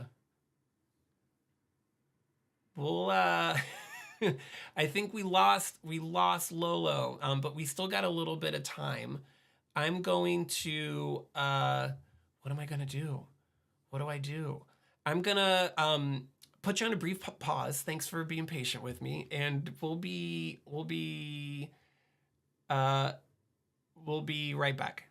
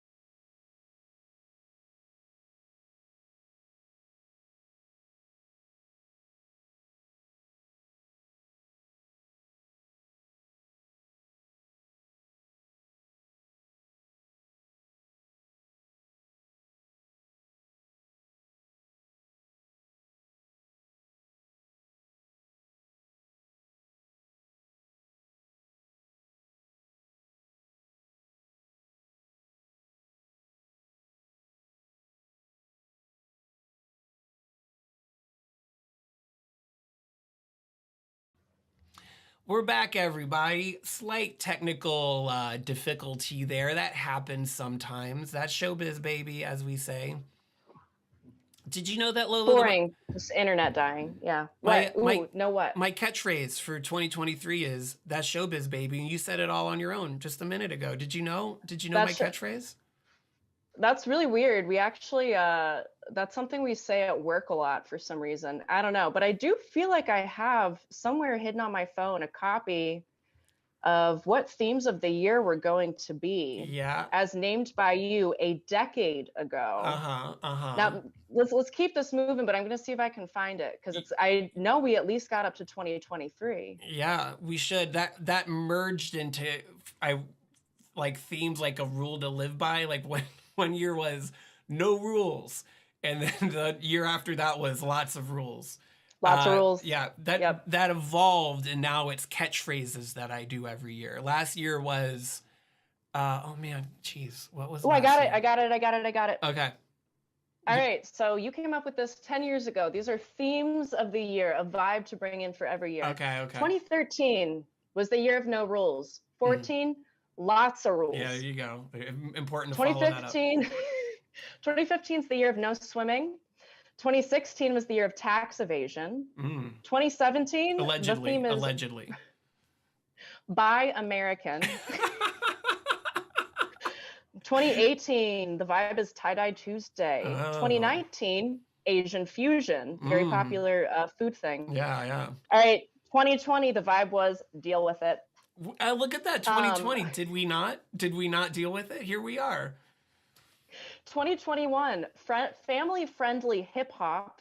I mean, I guess like Lil Nas X is somewhere in there. Yeah, yeah. 2022 is no, really, you have to deal with it. 2023 is actually where we are now. The vibe of the year is fancy bath soap. Oh and my the vibe of gosh. 2024, which is coming up soon, is don't get caught. Wow. That's straight out of your brain from back in the day. How prescient, because we did deal with it. We dealt with a lot. And then fancy bath soap in 2023, we got, this house is relatively new for us. We got a giant bathtub. We've been buying all kinds of bath soap. This has been a fancy bath soap year, and we got a toddler who will only take a bath with fancy bath soap. So, man, I predicted the future. I'm Nostradamus. The prophecy became real. Ugh, I wish I had predicted cooler stuff. Better luck next decade. Yeah, I know. That's going to be 2025. Better luck next decade. That's so amazing that you found that. I remember that so well. Okay, so we answered. I think we did that question pretty good, right? When yeah. I think that, like, honestly, do I want to be a cop is a good question to ask yourself in really any moral situation. I agree. Because maybe sometimes you do. Maybe sometimes you do, and that is what it is. And you're perfectly justified. But do you want to play morality police? No. Morals are too confusing now. I don't want to be left in charge of shit. Yeah. I mean, my only concern then is the person that is being cheated on finds out everything and finds out that you knew and you didn't tell them. And that's a pretty serious betrayal. If you're friends with that person, sure. But if it's just like Jessica's husband, Brad, I don't know. I'm not going to ever be a cop for anybody named Brad or Jessica. I can tell you that. Sorry to any and all Brads out there, but that's just where I'm at, man. Yeah. Okay. I think we did good. I like that one, Lolo. Thank you for helping me answer that. I started by being like, yeah, you got to get involved, to being like, I don't know. I'm not a cop and I have no desire to be one. Amir asked the question in the chat. Here we go. Any advice on how to approach a friend you had a falling out because of some misunderstanding? I had an argument with a close friend a couple of months ago, and we haven't talked since.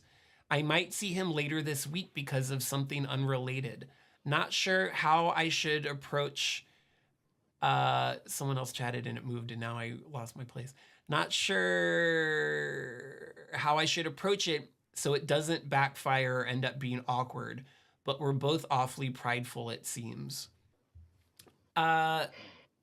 Let me hear your. I got to take on this, Lolo, but I want to hear yours first.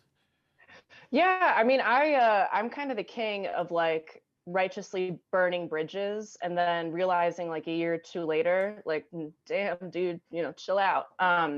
So I've been kind of the groveling friend, if you will, in many a situation. Not that I'm saying that this individual needs to grovel, but um Jeez, Tim. My partner's he's like a cat. He's just throwing stuff all over the place. Bags of pasta. My God. Um, hmm. So, yeah, shoot. What were we talking about again? Uh, Oh, the friends meeting this week, maybe being in the same situation together. If you really care about this friend and you want a friendship with them again and it's really bugging you and you feel that feeling that only you can define in your chest, send a message ahead of time, and just be very like, hey, so and so, I know things might be weird. Like, doesn't mean you have to necessarily apologize for anything or make it right, but I think just kind of letting somebody know ahead of time that, like, hey, it might be nice to see you if I run into you at this thing. It's kind of more setting the stage ahead of time yeah. before meeting in person is a very good way to do things. I like that one. Definitely not like spring it on them on the moment. I'm a big advocate for if you feel like you did something wrong, then you should try to find by somebody, whether you did it on purpose or not. You should try to find a way to make amends. And that's awkward. Like being real is awkward. That's why so few people do it. But you should embrace the awkward, and maybe you want to do that before the event so that the awkwardness doesn't taint. I just said the word taint. Doesn't taint the event. But guilt. This is something we said on the show a few times. Guilt exists for a reason. As long as you're an otherwise healthy and informed person, if you're feeling guilty, that probably means you did something wrong. Guilt's like pain. Pain exists so that we know when we've hurt ourselves, so we don't hurt ourselves more. And guilt is something that is part of your brain telling you that you've done something wrong. Now, if you feel guilty about something because of cultural or religious or whatever pressure, and that's a different story altogether. But if you're an otherwise balanced, open-minded person, if you did something that's making you feel guilty, listen to that guilt. And I think it's always a good idea to speak out about something that you've done if you feel like you did something wrong, um, and try to make amends. Making amends doesn't mean saying I'm sorry. I'm sorry is meaningless. You gotta do the work, and maybe you want to do that in advance. I'm of the mindset that sending someone important information through text or email or whatever is totally fine in 2023. You got to have a real difficult conversation with someone. At least you can start it in a text. I know some people don't like that, but I think that's fair. I think you're correct. Thanks, Lolo. Thank you. You're welcome. You're welcome. You're welcome. Sometimes, like when it comes to like, say you've been dating someone for like, it's a 3-monther, right? And you're calling it quits, just text them. Like everyone's gonna, I'm not picking up my phone to get dumped. Like just text. Yeah. I don't know. I've become such a jerk the older I get, but what are you gonna do? Yeah. And here's the thing, a couple years older than you, here's the weird thing, at least that I found about getting older, is that you get to that point where you are a jerk and then you get a little bit older and you're like, no, I'm going to be real nice now. I'm going to stay up all night thinking about everything I've done wrong for my entire life. When I met you, you were 33. And so the age 33 is like eternally burned into my memory as like, okay, all right. So I'm like, all right, what was Jeremy doing at 33? Full-time job, apartment, basement, but whatever, it's an apartment. Like I'm like going down the list of like, I'm like, okay, as long as I like hit those marks, that's adulthood, right? So yeah, some people call 33 the Jesus year. I call it the Jeremy year. It's just it's a little guiding light, if you will. Wow, So thanks for living in a basement apartment when you were 33. Yeah. I should also tell you that there was a time when the power got cut off to that basement apartment because I forgot to pay the bill. So don't get too excited.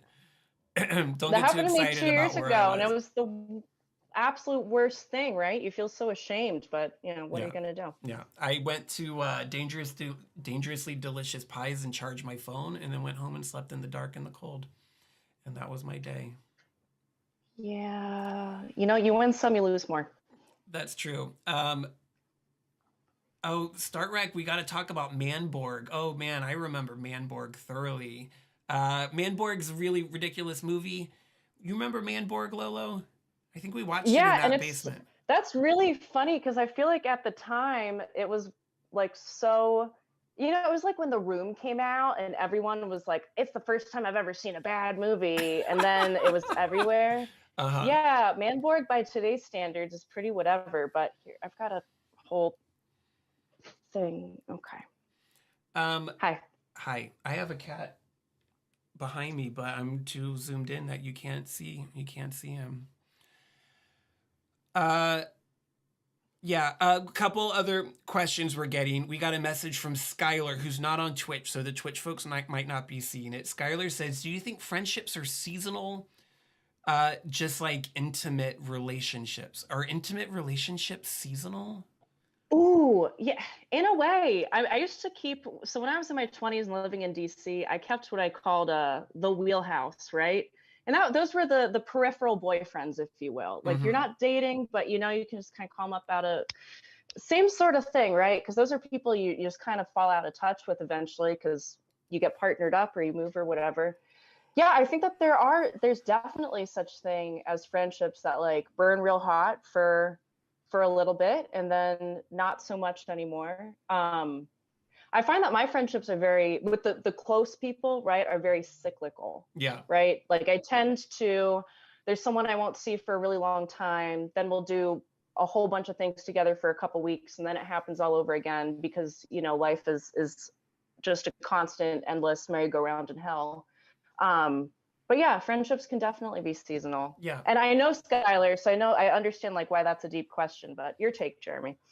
Yeah, and I think relationships with people being like what a serious relationship, whether it's a serious friendship, whether it's a serious like romantic partnership, is really just an agreement to change together. And to continue to be there as you change. And sometimes people change and you drift apart and you come back. Like Lolo, you and I haven't talked for a really long time, but I feel like this is like very little time has passed because we have a history, we have a complicated history, and I think that we've always been good friends, and Mm-hmm. I don't know if I necessarily. I mean, I absolutely would love to talk and see you more often than I have been. But I don't also know like if our friendship is going to be dependent on seeing each other like every day. We can't see each other every day. You live halfway across the country. Some of Mm-hmm. my closest friends are people that I don't talk to every day or every month. But I talk to as as often as I am, and people's lives have seasons. Nature has seasons, and people change in big ways. People change in little ways. People stay the same, hopefully, in the ways that are important.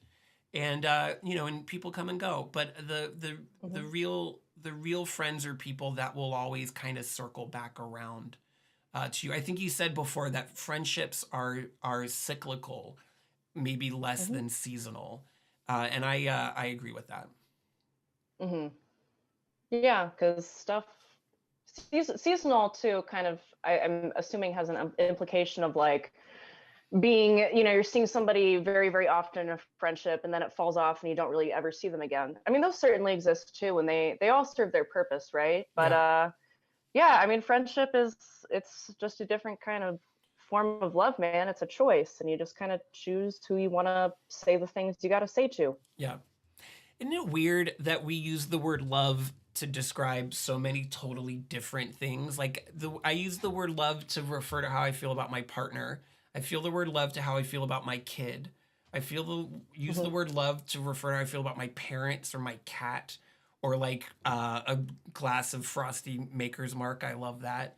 And those are all very different feelings, and it's a deficiency in our language that we use the same word to describe all of them. What you got Oh, I there? love it. What you got there? Actually, Skylar might have put this in the bottle. This is from Few Spirits, the Mm-hmm. distillery that I moonlight for. It is the Bloodshot 2 Barrel Bourbon Whiskey. It's Ooh, fine. It's passable. It's not my favorite thing that we've ever put out, but it was free, so who am I to complain? that's what makes it even better. We got one more question coming through. We're about out of time, but we got one more question coming through the contact form at JeremyInternational.com that says, "Can you convince Lo to talk about Eva for an hour? No particular topic, just Eva for an hour."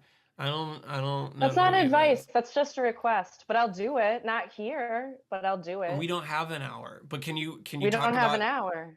Eva for a minute? Yeah, okay, I can like talk about it for a minute. Yeah, of course.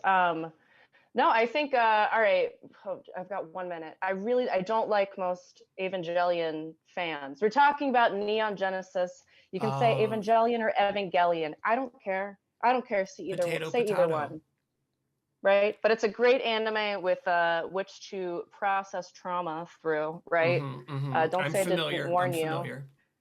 Yeah, but yeah, that's your minute of Ava. I have a lot of deeper meaning out of that, but that would be an episode for, a podcast maybe called like Geek Progress or something later. I know, man. We should bring back.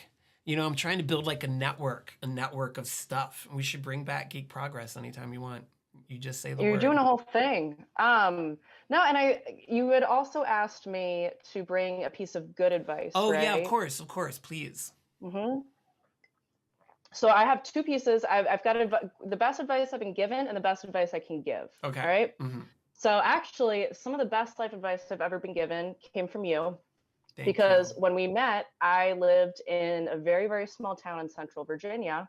And you convinced me, like, hey, you should move to a city. Like, you should just live in a city. There's something about it. And I'll be honest, like, I don't know that you had the verbiage at the time to speak to exactly what that meant to either of us at the time. But in retrospect, I think that moving to a city, and it doesn't have to be a city, it's just anywhere where there's a lot of people and things are really densely populated, Mm-hmm. right? Because it teaches you empathy in a completely different way. Because it's not the kind of empathy where it's empathy for friends or family. It's empathy for your neighbor upstairs who has arthritis in her hands and might need help carrying things up the stairs, Mm-hmm. right? American culture is very much, and the nuclear family is very like, you are the king of your castle. You have your castle, you have your domain, you have your lawn, and everyone's on these little like life rafts kind of by themselves, right? But I do think there's a lot of elements of living in a city that kind of, at the very least, push those life rafts a little bit closer together. Yeah. I don't know. I think that living in a city absolutely made me a better person. And a lot of people point to the obvious things, right? They're more diverse, etc. But no, just having to share space with other people and learn how to do that in a way that is good for you and a good way for other people is very good and important. So if not a city, somewhere where you've got to be around people, move to it. Do you have any follow up there? Uh, yeah. Uh, that was a good piece of advice I gave you, and that makes me really think about my life right now because I've lived in a big city for almost the entire time I've been an adult. And now, we have a kid and we needed a little bit more space. And while we technically live in a city now, we don't have a city experience um, ever. And by that, I mean, when I think of like the types of unexpected combinations and meetings and life lessons to learn when you walk everywhere and when you live close to other people is invaluable. And I drive everywhere. If I leave my house, I'm in a car almost the entire time. That's a bummer.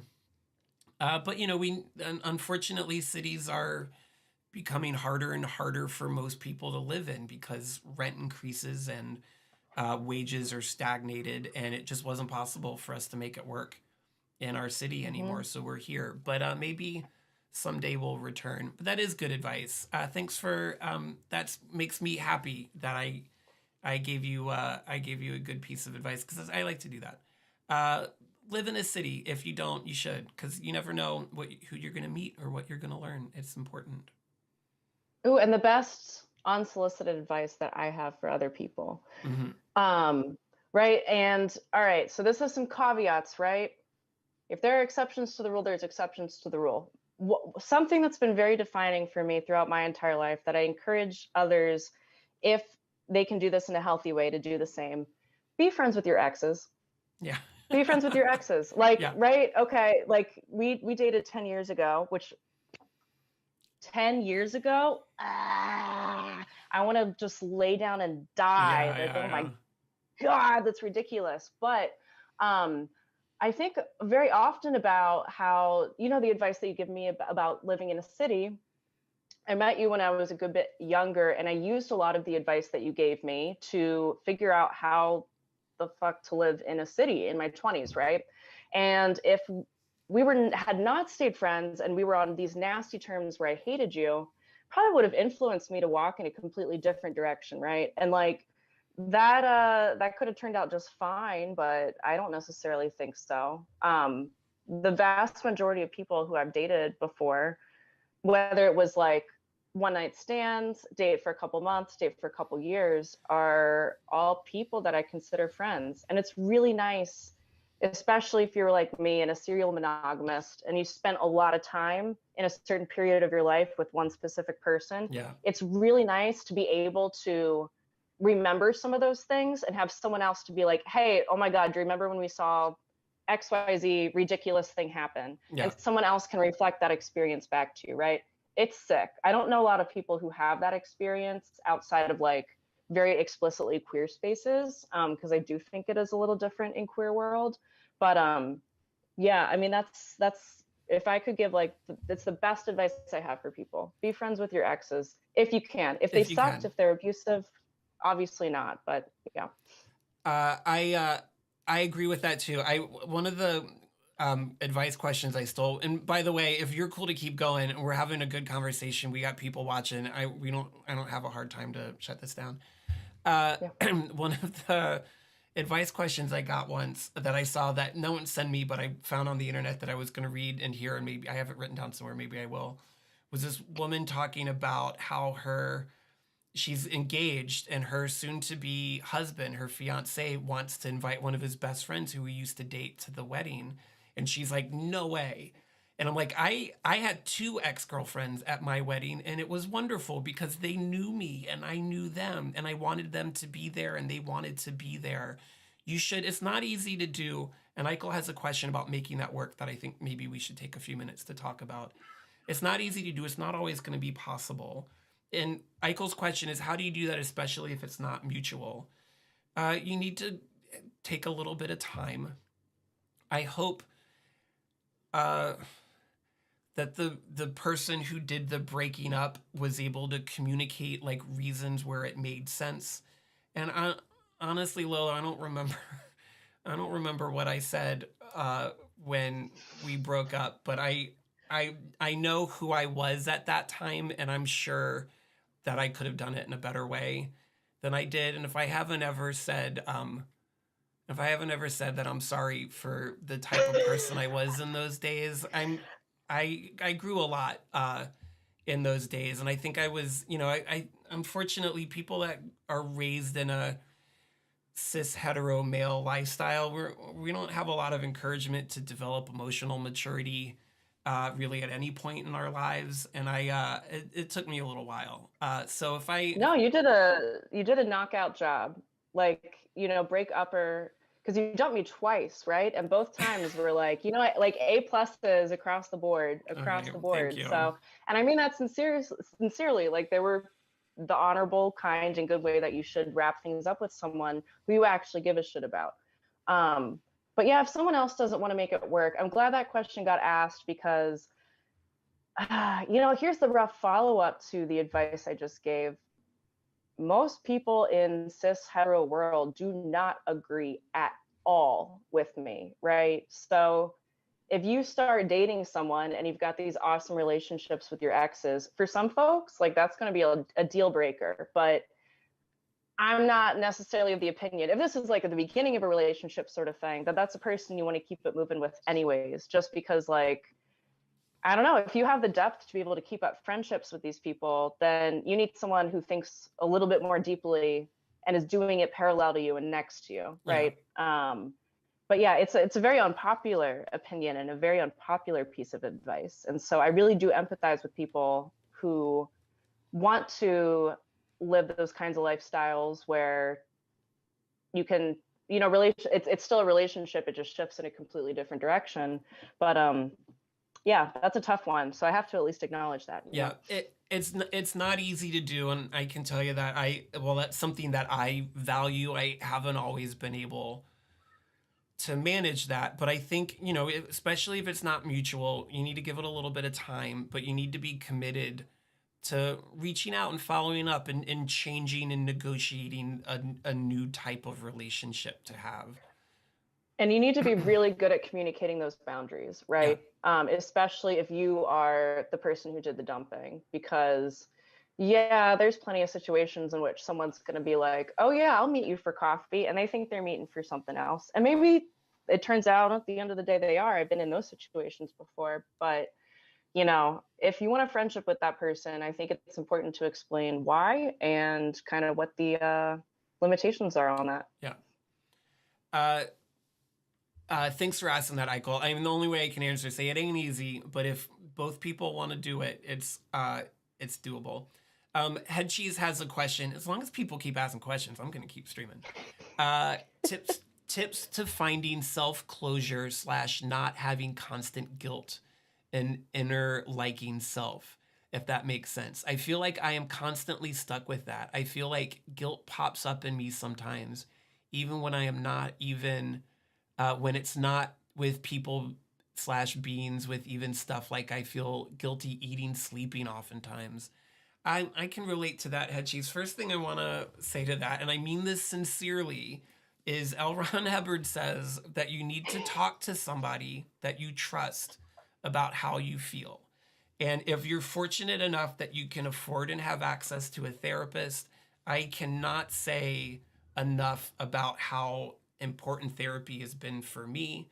I'm very privileged in that I have access to it, but according to Elron, and he's right in this one, if you can't get access to a therapist, find a friend, a trusted person that you trust, and have them help you sort out where this guilt is coming from. Feeling guilty just by eating and sleeping is not sustainable. That's not a recipe to be a happy person. And I'm really sorry that you're feeling that way. You don't have to feel that way, and you shouldn't. But you need some help. You can't lift yourself up out of that situation by yourself. Ideally, you can get a good therapist that you can afford. You got insurance or whatever. And this is America. Plenty of people can't. But then find someone to kind of do that work for you that you trust, that you know really well. And you gotta get to the heart of what it is. There's a little tiny bit of poison deep in your heart that's making you feel this way, and you need to figure out what the cause of that is so you can get it out. But you don't need to feel that way, and you shouldn't have to. You got to do some work. And I'm sorry if I'm talking too much. This is just something I really strongly relate to. Lola, what are your thoughts on that? No, I relate to it 100%. Like, shame was such a defining, and it can really come out of nowhere, right? To just like, you can be in a depressive rut, whatever cocktail of mental illness, if you're like me, whatever cocktail of mental illnesses you have, certain flare-ups in certain parts of your life are going to happen. But shame was one that I went through real bad for a long time, and I wasn't prepared for it because I lived my life in my early 20s, at least, extremely shamelessly. And the more I grew and the older I got and the more reflective I got about how I was perceived by other people and who I wanted to be, the more shame I felt. And yeah, I really don't think that there's much else of a way to deal with it other than finding people you can share that burden with. Because yeah, shame sucks. Yeah. I think it really is like the hardest emotion to tackle, right? Because hopefully, like in logical brain, that what you're doing is completely fine and you're fine and you're good, right? But something else is telling you that you're not. it takes time. Be really patient with yourself, you Yeah. know. Don't expect that you're going to have some sort of like overnight revelation that's going to get rid of those feelings for you. If you kind of like make friends with your shame in a weird way in your head and sort of talk to yourself and have those conversations internally, um, then that's good. Have that internal dialogue with yourself, but it takes a long time. It can take years, you Yeah. know? I don't even know if it's worth thinking about that as something that you take years to figure out and then you solve it and you put a bow in it. Like shame is one of those things. And, I guess the difference, I was saying before that guilt is sometimes good if it's tied to something that has real moral implications. But shame Hmm. is being this kind of cultural thing of this is how a person is supposed to be, and you're not like that, so you are wrong, you are bad. Doesn't really have a lot of benefits to it, but it's so intrinsic, at least in a lot of cultures that we all are from. Uh, that I think that to me at least mental health my mental health journey has become less about like fixing something and moving on and more about how do I check in with myself, how do I know when this Hmm. is the thing that I'm doing, which I'll likely be doing for the rest of my life, but how do I mitigate its negative impacts on myself, and how I feel. uh, I less about mental health and more about physical health. That I've in my therapy I've been working on coming to terms with the fact that sometimes the thing that doesn't kill you doesn't make you stronger. Sometimes it messes you up for the rest of your life. And I think that we can say that about people that have chronic physical health problems like I do, people that have ongoing mental health challenges. The expectation of like healing and moving past it and learning some life lesson and becoming stronger isn't always, it's great when you can do that. And sometimes that's how life works. But a lot of time it's not. Sometimes the thing that doesn't kill you makes you weaker forever. And you Hmm. gotta come to terms with that, and you have to understand what that means for you and how you relate to yourself and being patient, like you were saying, Lolo, with yourself. That's been a really difficult thing for me to do, and I think shame is like that. It's so intrinsically tied into so many aspects of our lives that maybe it's something that you always have, and you just learn how to have it impact you less.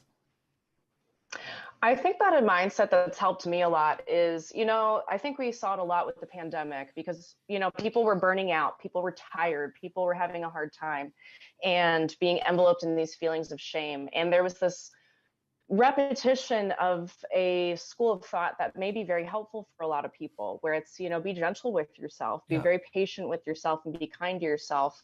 Something that honestly helped me, though, was kind of like going on the offensive in a weird way and being like, no, screw you. I want to be lazy. Yeah. Like just running headfirst at that feeling sometimes, if you have that burst of energy to do it, can also have a lot of payoff too. So, I think that the again, that main school of thought is be gentle with yourself, be kind to yourself. Absolutely. But if you want to just be kind of like pissed off and dig your heels in and be like, no, I'm not going to follow whatever societal rule is put in front of me, Yeah. that can be very healing too. Yeah. But healing's the wrong word here, but it's a good balm at least. Yeah. And if anything, it gives that it's okay to quit sometimes. It's okay to curl up in a ball and take a nap. It's okay to call out sick from work every once in a while. And and the biggest leap I've had is it's okay to acknowledge your shortcomings as a person. Everybody's got something. Some people have more Hmm. than others, but everybody has at least some way that they're screwed up. Skylar's asking if a hot dog is a sandwich again. That seems to Jeez be Louise, Skylar's Skylar. Good problem. Lord. We all know that it's a sandwich, Skylar. Drop it. Uh, no, I'm distracted because I want a hot dog. We On hot dogs are kind of a recurring motif at my workplace. Well, you live in Chicago. It's Hot Dog Holy Land. It's the mothership of all hot dogs. I guess so, but there's a lot of times where we're just like we want hot dogs, and so like someone goes to the grocery store and just gets us a bunch of hot dogs. I don't want to get into it; it's very intimate, but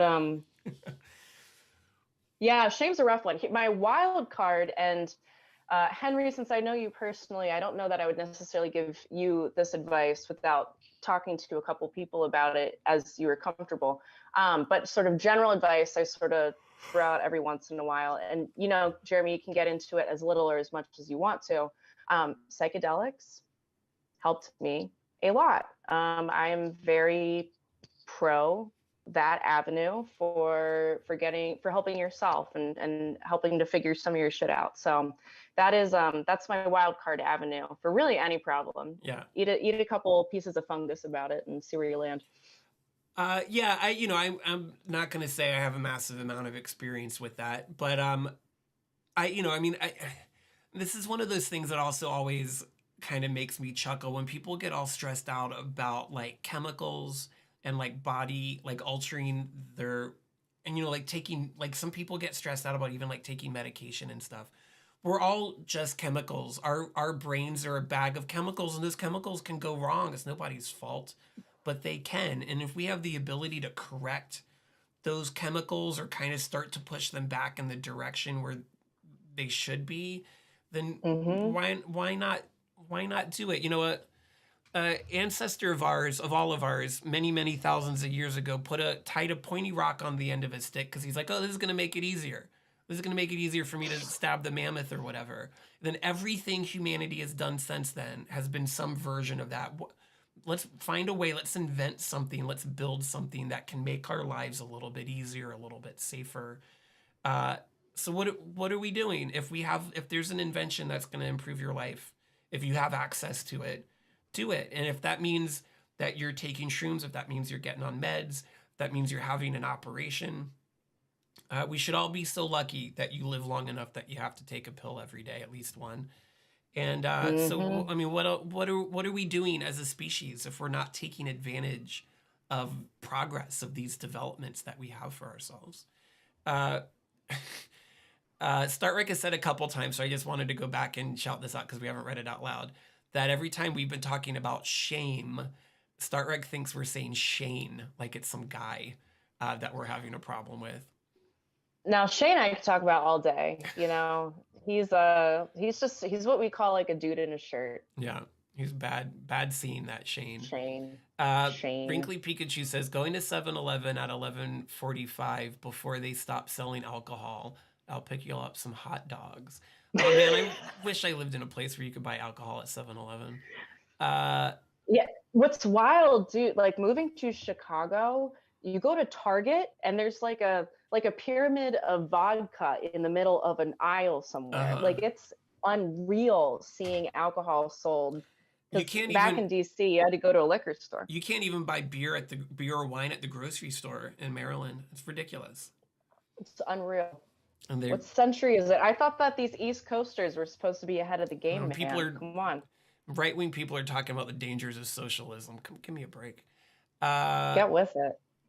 Wrinkly Pikachu also says, anyway, his job drug test and mine does. Oh yeah. I mean, that's a good point. Don't take psychedelics if you. Do they screen for psychedelics? Um, I don't. So it kind of depends because I've been drug tested for work a couple times, and if that's something you have questions about, just send me a direct message, and that's all I'll say about that. But yeah, I don't know how long that stuff stays in your system. It's not like cannabis where I don't know. Like I love cannabis. I have not been high since like 2015, but You haven't not that's been high since 20. So you've been high or constantly since 16. 2015. All the time. I'm stoned Okay, I just after making sure I five. It's five understood that o'clock correctly. somewhere every day. Exactly right. And yeah, that shit stays in your It system, does. right? It So does. that's something to be concerned about. I don't know about other materials, if you will, because I don't know. I only get that exciting in a different part of my life. But yeah, drug testing sucks.